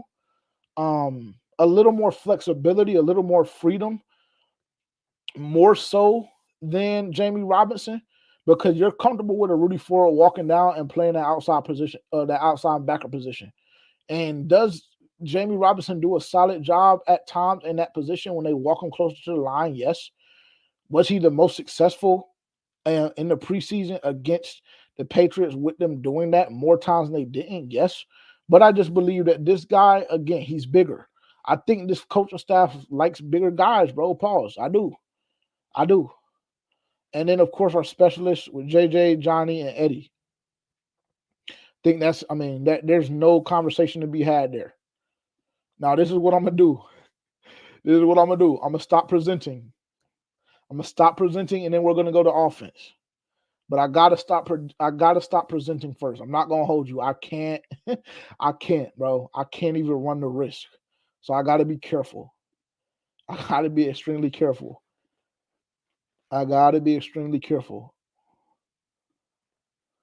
All right, let's do this. Let's go to offense now. Let me know what y'all think about defense, though. Let me know in the comments if you're watching on a replay, if you're live right now, if you're in Twitter, or whatever the case may be. Let me know. Let me know what you think about the defense. Am I tripping? Am I tripping for having 5 or 6 safeties going into the season with Sam Franklin being on IR? I personally don't think so. I don't. Am I tripping by saying Rudy Ford makes it? I don't believe so. Am I tripping by saying Jamie Robinson is clipped? I don't think so. I think a lot of you guys would agree with that statement. I think a lot of us believe that Jamie Robinson is cooked. I do. Now, is Rudy Ford the guy that, makes that roster and then, kind of takes you to that 5 or 6 mark in the safety room? To me, yeah. Because he's just a bigger guy. He has more, you know what I'm saying? He has more flexibility in the position that he has the ability to play. We've seen him cause turnovers with Green Bay already in the past. Like, he is a veteran. I like it. For me personally, I like it. Why not? Why not have that option if you need it? Why not? And like I said yesterday, not to mention he did lead the team in tackles yesterday. So it's not like he's just some bum. Like, he's serviceable. He can play. He's not insane. Like, he's not a fucking Cam Chancellor, but you know what I'm saying? Like, he can play. He can play. Let's go to offense. Let's go to offense. And this offensive line room is going to get messy. I already know y'all going to air me for this offensive line room a little bit, but I think this is the deepest, if I'm not mistaken, this is the deepest unit. Yeah, I think offensive line with 10, I believe, is the deepest unit that I have on a team, with the exception of maybe linebackers. How many? 1, 2, 3, 4, 5, 6, 7, 8. How many? 1, 2, 3, 4, 5, 6, 7, 8. And then we go here. 1, 2, 3, 4, 5, 6, 7, 8, 9, 10. This is the deepest room on the team to me. Offensive line. But let's go here first, because this is more self-explanatory in my opinion. And the dialogue is always ongoing regarding this wide receiver room, right? This is all ongoing dialogue about the wide receiver room. I get it. I understand. I know. But we'll talk about it a little bit. Bryce, Andy, Jack. I think the reason why this caution sign is here is because, to me, Jack Plummer will serve as the emergency quarterback, and he will not contribute to the 53-man roster. He will not be a part of the 53-man roster. He will just be that emergency quarterback. So that's why Jack even makes it. And then we know the injury that Jake Luton suffered. So to me, I believe the coaching staff likes the idea of having 3 quarterbacks. In my opinion, it would be preposterous not to take on 3 quarterbacks, with it not counting towards your 53. I think Jack makes the team. I think the development that we saw over the 3 weeks of preseason was significant. I believe Jack makes it. And I believe he serves as an emergency quarterback. And yeah, I think that's very self-explanatory room. Quarterback room, we don't got to talk about that. Wide receivers. Again, this is in no specific order. I want to make sure that y'all understand that point. This is not my depth chart. This is just the guys that I believe will be in the room past Tuesday. This is my wide receiver room, and I'll let y'all look at it. And I'll let y'all go ahead and comment. Like I said, I'll circle back. I promise. But this is what my wide receiver room looks like right now. DJ, Thielen, John, XL, TMJ, and David Moore. We roll that out, we will be A-okay. If we roll that group out right here, we will be A-okay. Telling you, we will be A-okay if we roll this group out right here. Now, they try and get too cute, and they try and go coker, then there's going to be problems. Now, you may be asking, where's ISM? I think ISM is clipped. I do. I think ISM is clipped. I think ISM did himself a disservice, and obviously, I mean, it's a sad situation, right? Because we're talking about guys' livelihoods, and obviously you can't make yourself not have an injury. Like, you know, that would be dumb as hell if I try to blame an injury on a player. That would just be unintelligent. But I think the injury yesterday to ISM really hurt, bro. I think the injury to ISM really, really hurt his chances. I'm not gonna hold you. We saw them use him as a punt returner. We saw them using him as a kick returner. We saw them trying to give him every opportunity possible. And then he goes down with the injury. And I do believe that in that second half, I believe that we would have seen a heavy, heavy dosage of ISM. I do. I think we would have seen a lot of plays designed for ISM. I think we would have seen them trying to get the ball to ISM in space a good amount of times. But unfortunately, we weren't able to see it. And I think that it is an internal debate on, do we keep David Moore or do we keep ISM? I do not believe that TMJ is any longer on the bubble. And yes, do I know that he officially is on the trade block? I don't even know if it was Mike K or Joe Person, but I did see that article. I did see Aaron Duncan comment on it. I did see all of that stuff happen today. I did. But what I will say is, if Terrace Marshall Jr. is not traded by Tuesday, the Carolina Panthers would be dumb as hell if he is not on the 53-man roster going into the season. They would, bro. They would. And y'all can feel how y'all want to feel, bro. Like, this is one of the guys on the team that I've been so up and down on. Pause. I've been so up and down on TMJ But what I saw this camp and what I saw yesterday, like, bro, he is a pro level wide receiver. He is an NFL wide receiver. Like, that is just a fact. That is just a fact, bro. And I think that the Carolina Panthers would be dumb as hell to cut this guy for nothing. You can shop his name around. You can do what you need to do. But if TMJ is cut, bro, it to me, it would be so dumb, bro. And I hear what y'all say about Jalen Coker and about giving a young guy an opportunity and all of this stuff. Bro, miss me with that, bro. TMJ is only in year 4. Like, and I know for us, it seems like such a large amount of time has passed, and like 4 years of TMJ has been 4 years of TMJ. But like, in the grand scheme of things, bro, 4 years is not that long, bro. And if TMJ stays on this roster and he takes a big step this year, we're talking about an extension, and we're talking about TMJ and Xavier Legette being that new 1-2 punch for the Carolina Panthers, with Jonathan Mingo doing what he do too. We are. I don't know, like, I asked a question last week. I don't really get why y'all hate TMJ so much. Like, I know it's frustrating, but there's like a very, very finite line between hatred and being frustrated. And like, y'all hate TMJ, especially Monty. I don't know if Monty is in here because I haven't seen him comment or anything, but I'm sure, like, because I say his name, like, it'll get to him somehow, some way. And I'm sure I will be getting aired out at some point or another via Twitter or another forum. But especially Monty, like, y'all hate TMJ. Y'all hate TMJ. And for me personally, I just don't I don't get it, bro. I don't get it. At times, have I challenged his work ethic? Yes. Because to me, this is a case where it's extremely confusing on why you have a guy that is 6'3", 6'4", 230, as long as he is, pause, has the catch ability that he has, etc., and we've seen absolutely no production. But then I would challenge y'all to think about, like, how dumb this shit be when it comes to TMJ. Because if y'all remember last year in the Minnesota game, bro, TMJ had 9 catches on like 13 targets. And then for the remainder of the season, if I'm not mistaken, TMJ had like 4 fucking catches, bro. Or four targets. Like, think about that. Like, honestly. Matter of fact, let me just pull this up real quick. Let me see, bro. Let me see. And I'm running close on time. So we're not gonna be able to spend much time on this.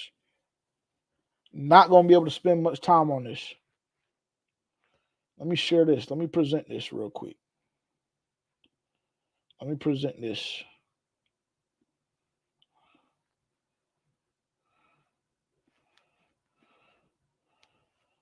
Let's go to his game log real quick.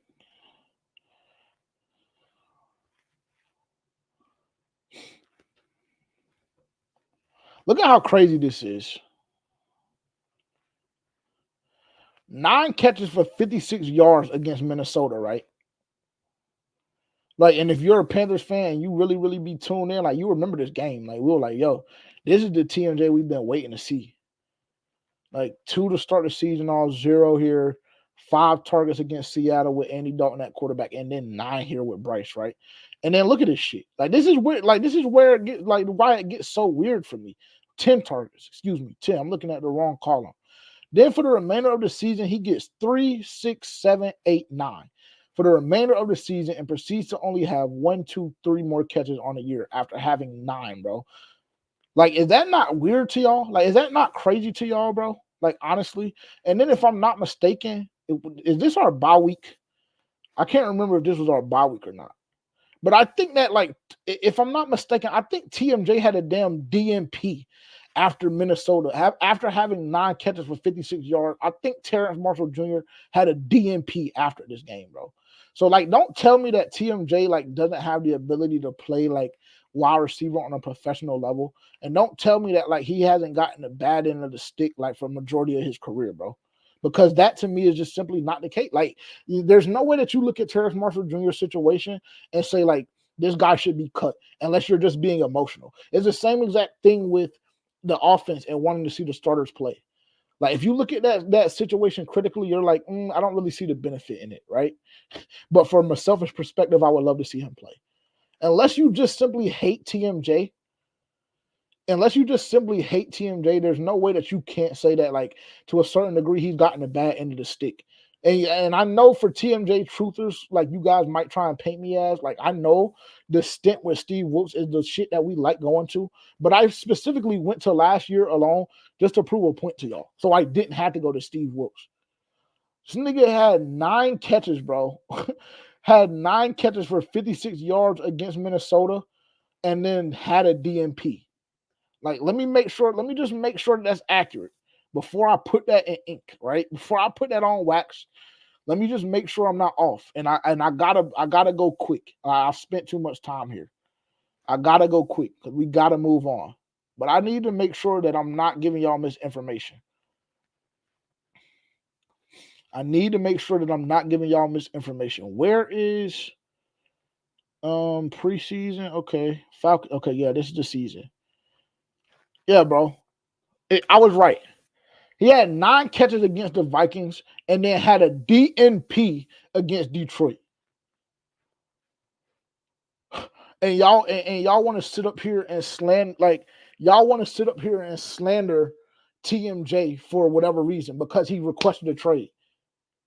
You know what I'm saying? Or because he hasn't developed as fast as y'all want him to develop. Like, bro, that's just not how this shit goes, dog. Like you can't tell me that if you look at that, a guy that has 9 catches on 10 targets one week and then proceeds to have a DNP, like that legitimately, that is just a microcosm of like what TMJ's whole career has been when it comes to the Carolina Panthers and his stint here. Like I could probably, like, that is like legitimately his circumstances. That is the only thing you have to show people and tell people if you're a TMJ truther or if you believe TMJ is going to make the 53-man roster and you're in an argument or a conversation with somebody that feels like he shouldn't and has a certain, stance on him or hates him or feels a certain way about him. That's all you have to do is go to his stats, go to his game log, and then show people that there is a week missing. And the week missing is after the week that he had a career high in catches. And then tell me how much sense that makes. Tell me how much sense that makes, bro. And tell me that he doesn't have the shit end of the stick. So all of that being said, like I said, I'm gonna move on because I got my draft in 13 minutes. So I'm gonna push for the whole 13 minutes because I told you I was gonna circle back. But all of that being said, I have TMJ making the roster, bro. I do. And if you feel differently, let me know in the comments. Let me know in the live chat. I'll address it. I promise. But that's what my wide receiver room looks like. And I gave my explanation on ISM and why David Moore is there. And if I was doing a depth chart, it would be 1, it would be 2, it would be 3, it would be 4, it would be 5, and it would be 6. And I'm sure I'll get slandered for that, but I'm going to move on. Running backs. There was a conversation. 2 fans in the stands, dog. This was like legitimately the time that I came into y'all's live earlier today when y'all did y'all's live at 3. And y'all were talking about Mike Boone.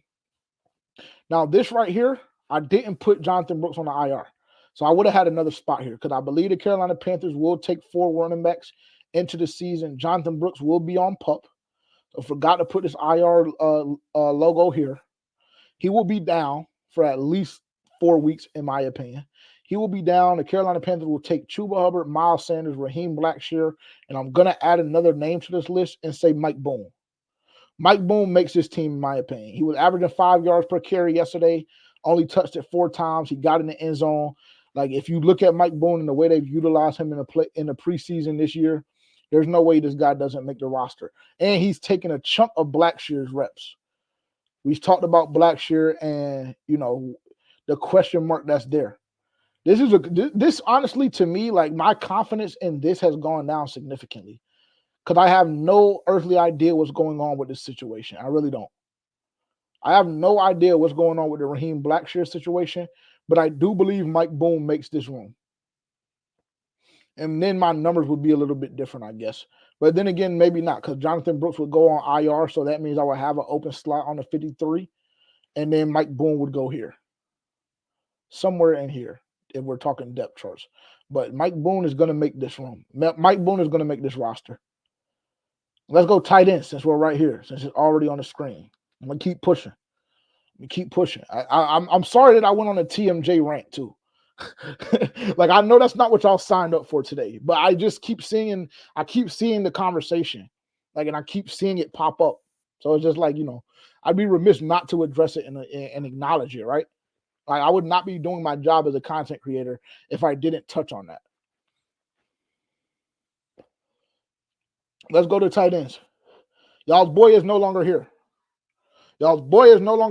Hey, and I used to love Ian Thomas when he came in. When Ian Thomas came in, my producer will tell you, Tavian will tell you, bro. I was a Ian Thomas truther when Ian Thomas came in, but unfortunately, he ain't showed me nothing. The same hate that y'all have for TMJ, it would be better placed if y'all put it in Ian Thomas's realm. Like I know no better way to say that. I'm sure my wording was off a little bit, but listen, I've been talking for going on 2 hours nearly. So just bear with me on that front. But the same hate that y'all have for TMJ, it really should be allotted to Ian Thomas, because Ian Thomas has had opportunity after opportunity after opportunity, and his development has been minimal. And when he gets opportunities to be on the field, make plays, etc., he always comes up short. So that's why you see right here tight ends. I go Tommy, I go JT, and I go Jordan. I think Jordan has done enough. A couple weeks ago, I was saying Jacob Hollister was going to make a push as well. Unfortunately, he didn't do enough for me closing out camp, and he didn't do enough for me. He didn't do enough for me in the preseason for me to feel like or believe that Jacob Hollister will make this roster. He was a guy that I was championing for initially, but I don't think he makes it. These are my tight ends going into the season from the Carolina Panthers. Now, if you want to add, another guy that can block or whatever, like I know that's I know that's a selling point on Ian Thomas. Like he's a tight end that can only fucking block, but for whatever reason, the Carolina Panthers fan base like gets their rocks off to that, and it is what it is. But he to me does not make the 53. I think we see Ian Thomas get cut. I think these are the tight ends that will contribute the most to winning. I think these are the tight ends that will benefit Bryce Young's development the most. This is why I have these three guys being my tight ends. These are the guys that I believe will help the Carolina Panthers be successful, more specifically Bryce Young's development. Because really, if we talk about this season in totality, if we're being honest as a fan base, our main objective this year is to see Bryce Young develop a significant amount at that. These are the guys that's going to help accomplish that. These are the guys you want to roll into the season with.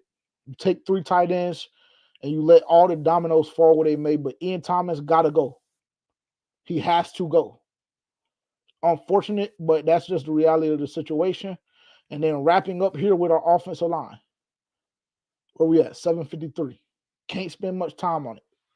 Again, if you want to see the list in totality, if you want to be able to get your hands on it, whatever the case may be, follow us right now on X at FPFO_podcast. I know a lot of you guys are watching on X right now.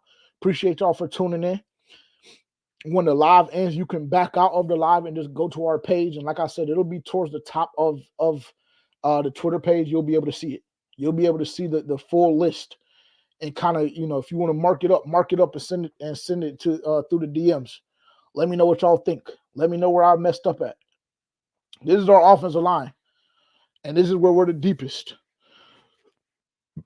And respectfully, this is where we need to be the deepest. Because this guy right here and this guy right here, I've seen the least amount of them out of everybody in this room, including this guy here, including Jack Anderson. I've seen less Damian Lewis and Robert Hunt than I have Jack Anderson. Mind you, Jack Anderson just got signed like 2 weeks ago. So this has to be our deepest room.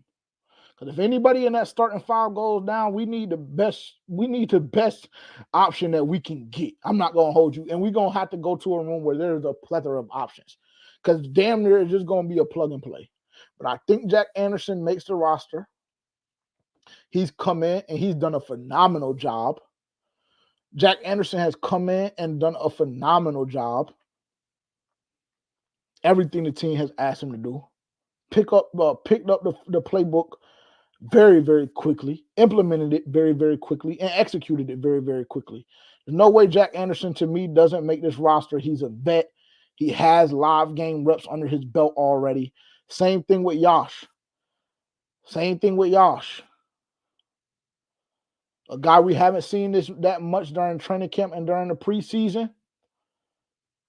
But I will say he's going to be a valuable asset. He's going to be a very, very valuable asset for the Carolina Panthers. These two guys have to make it, in my opinion. Obviously, you know the five. Those five are going to make it off rip. Cade Mays and Brady Christensen to wrap up, with the exception of Chandler Zavala. Chandler Zavala is a question mark too.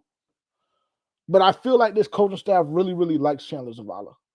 So that's why I even have him making it, because if it wasn't for that, if I didn't feel that way, I would say Chandler Zavala should be clipped. He's injury prone. He looked below average, if not terrible, last year when he got reps based off PFF. I know a lot of people don't like looking at PFF or whatever the case may be, but based off of PFF, Chandler Zavala is legitimately the worst offensive lineman ever graded in the PFF era.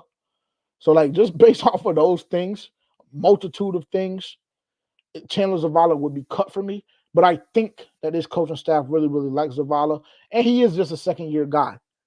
He is just a second-year guy. So I think it would be unfair. I think it would be unfair for you to take a guy in the draft, only give him a year, and then cut him. Even though I did say that's what's happening with Jamie, but Jamie's a different situation, unfortunately. That room is a little bit crowded. But other than that, like I said, I think that Brady and Cade, I think they're essential. Brady, if you look at what he did last night, yesterday, Brady put on a clinic in that whatever tackle you wanted to send him to. And I saw a couple of people mention Brady Christensen and giving him opportunities over the years at a tackle position. They may have a point. There's no way that you can get rid of this guy right now, because you don't know what's going to happen if this guy right here doesn't produce. You don't know what's going to happen if this guy right here does not produce. It's going to be a question mark. Has he done a solid job this training camp and throughout the preseason? Absolutely. But you don't know what this guy is going to give you.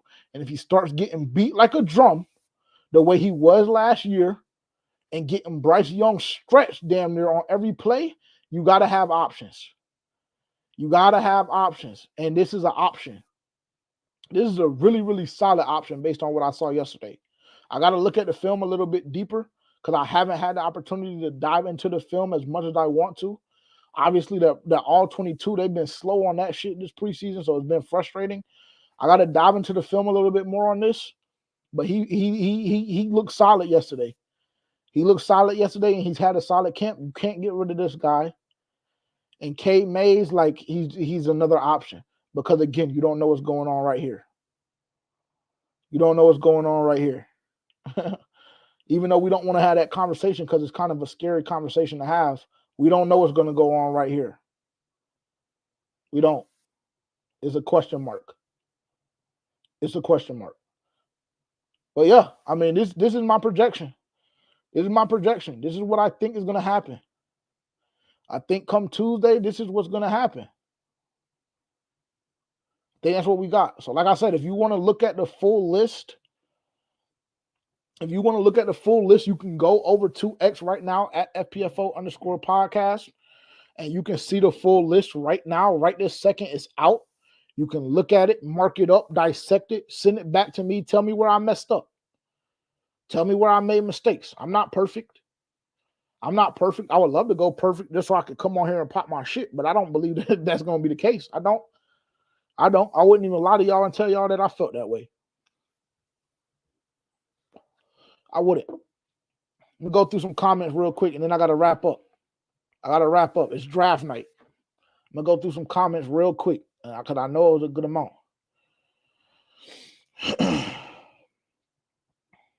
Bloody said this is pretty much what I would pick for wide receiver too. I mean, me too, bro. Me too. If you've been around the team, if you've seen anything, then you know that is the wide receiver room. Like, that's the wide receiver room. Unfortunately, not unfortunately, because I think it's a good thing, but that's the wide receiver room. They don't trade him. The fan base is going to hate it, but he's going to be on the roster. He's not getting out. That's facts, bloody. TMJ is not going nowhere, bro. He's not.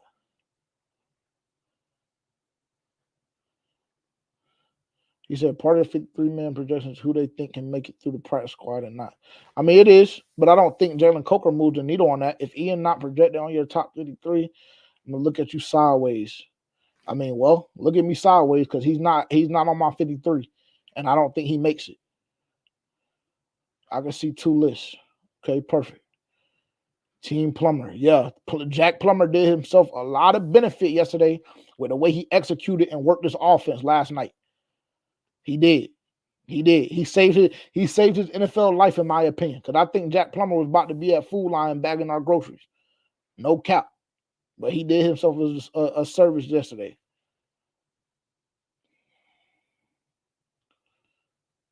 I feel like all the corners are locked except DiCaprio. Yeah, that's what I said. That's what I said as well. I said that DiCaprio was going to be a question mark. I said DiCaprio was going to be a question mark. I said that was really the only one that I felt like would be a question mark out of everybody else, but I do believe and feel as though he is going to be a question mark. And I understand why that's the position that you take. I do. I had to join my draft. My fault. I had to join my draft.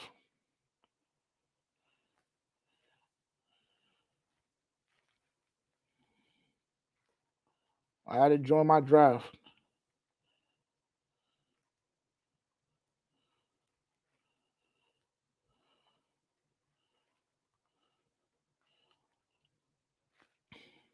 I'm gonna keep going through these comments.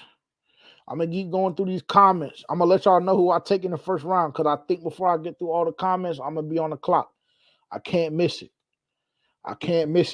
But yeah, I told you that DiCaprio was gonna be a question mark.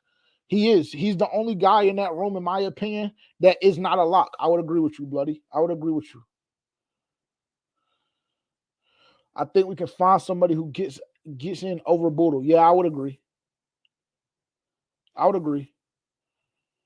But right now on the roster, there's not really many other cornerbacks that are better than Boodle. Like the room ain't that deep. Not gonna hold you. In this draft that I'm in, I just want to let y'all know. In this draft that I'm in, the person selecting first just took Tyreek Hill at number 1. If that's the type night it's gonna be, I'm ecstatic. Because how you don't go C-Mac is mind-boggling to say the least. Iku can get out. I don't know why Iku can get out. I think Iku provides a high ceiling. I think Iku has a high ceiling. I don't know why Iku can get out. I don't know why that's the sentiment. But I don't agree with you personally. But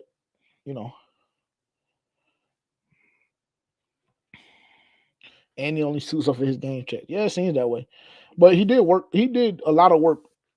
Excuse me. He did do a lot of work throughout training camp.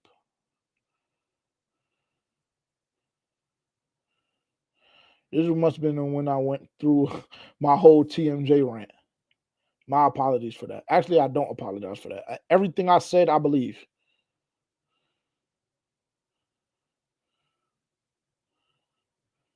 Everything I say, I believe. It's 60. I get so tired of it. Also, Ricky Lee is cut. Ricky Lee is fried. I forgot to point that out throughout the offensive line. Forgot to mention that throughout the offensive line. I know that's a fan favorite because he went A&T, but he's fried. Terrence said, yeah, TMJ got shafted by this organization. Yeah, he did.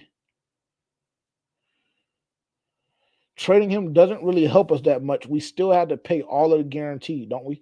I mean, I don't know how true that is, bloody, because I will say I'm not that fluent in how NFL contracts work and stuff like that. But I mean, unless you get a significant amount of draft capital and or a cornerback or linebacker in return, and really not even a linebacker, really just a cornerback in return, there's no point in trading TMJ unless you get a significant amount of draft capital. And a significant amount of draft capital would be something like a fifth and a sixth or something like that, fourth and a fifth, something like that. But I don't even know if people would be willing to give that up for TMJ. I don't. Ian Thomas is horrible. Yeah, unfortunately he is. Dylan said JJ a Bryce stan now. No, I'm not a Bryce stan. I just know how unfair I was to Bryce Young last year. And low key, I feel bad about it. Like low key, I feel bad about it. All right. I got 60 seconds, yo. First round. 60 seconds, first round. We just had somebody take Jalen Hurts at pick 6. Or check that, pick 8. We had somebody take Jalen Hurts. I got Jamar Chase, Breece Hall, A.J. Brown. I got 30 seconds. Y'all let me know who to take.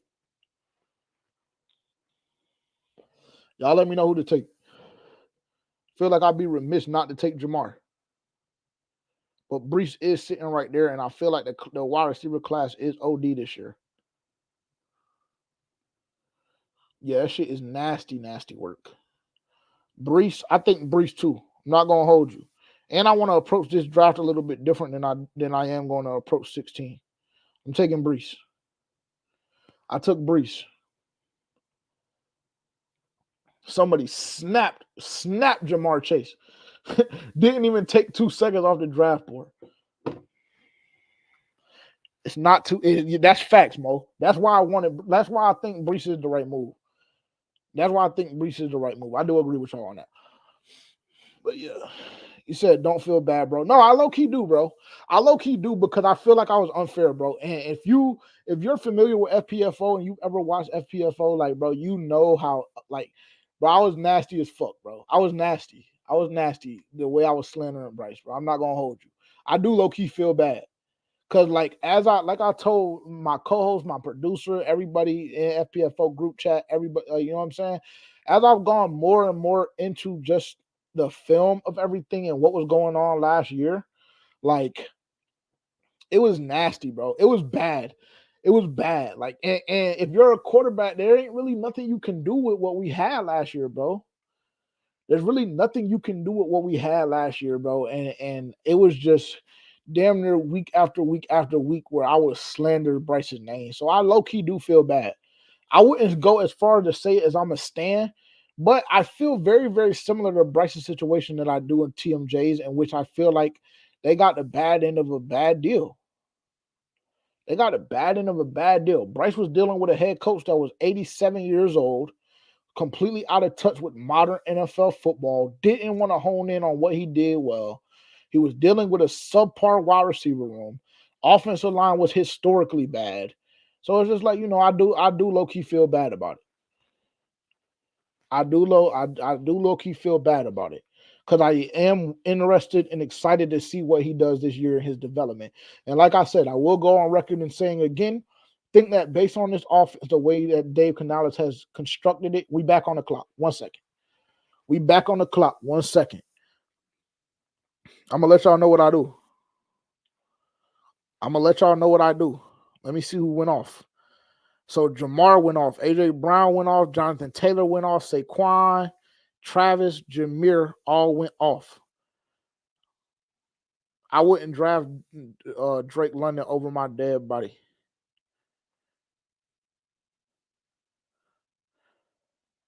So a lot of good names in this wide receiver room, bro. So a lot of good names. But I could double up on running back. Should I double up on running back? Bijan gone. Should I double up on running back just to have a nice stack there just because wide receivers is so deep, or do I go get somebody? I think I'm going to double up on running back, bro.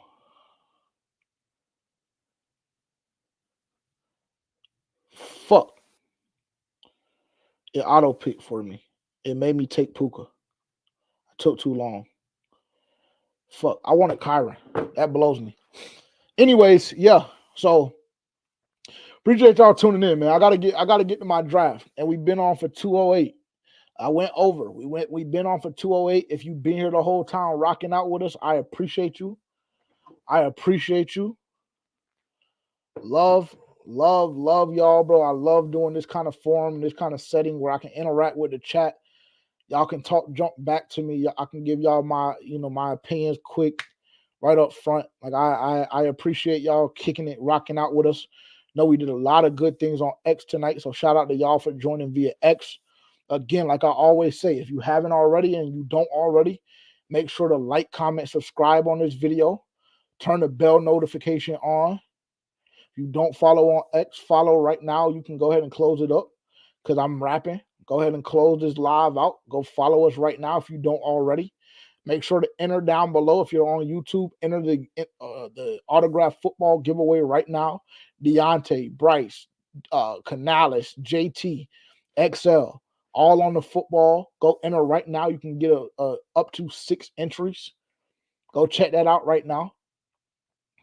And yeah, again, appreciate y'all rocking out with us. We will be back with a full episode of For Panthers Fans Only on Wednesday at 9 a.m., our normal release time. That could change, so make sure y'all continue to tune in, tap in via social media and on YouTube to get updated on what our schedule will look like going forward. But we do have some big things in the works, in the plan for what we want to do going forward with FPFO as it pertains to the season, the schedule, things like that. So again, I appreciate y'all tuning in. Make sure to tap in on social. Shout out Bloody. Shout out T Money. Shout out Terrence. Shout out everybody that was in the chat making it pop. Shout out Dylan. Shout out everybody that was making the chat pop. Shout out Rollmaster. Shout out Trap. I seen Trap make a couple comments. Shout out everybody, man. I appreciate y'all. Appreciate y'all tuning in. Like I said, like, comment, subscribe, and we will talk again. Maybe next Sunday, or maybe we might do a breakdown on Wednesday. So if your schedule isn't clear already, clear your schedule for either Wednesday or Thursday of this week, because we'll probably be doing a breakdown of the 53-man roster in depth. Because obviously we'll talk about it on FPFO, but I don't know if we'll be able to go as in depth as I want. So make sure to turn the bell notification on so you can know when we go live again. Again, appreciate all of y'all for being here. And I will talk to y'all very, very soon. Peace.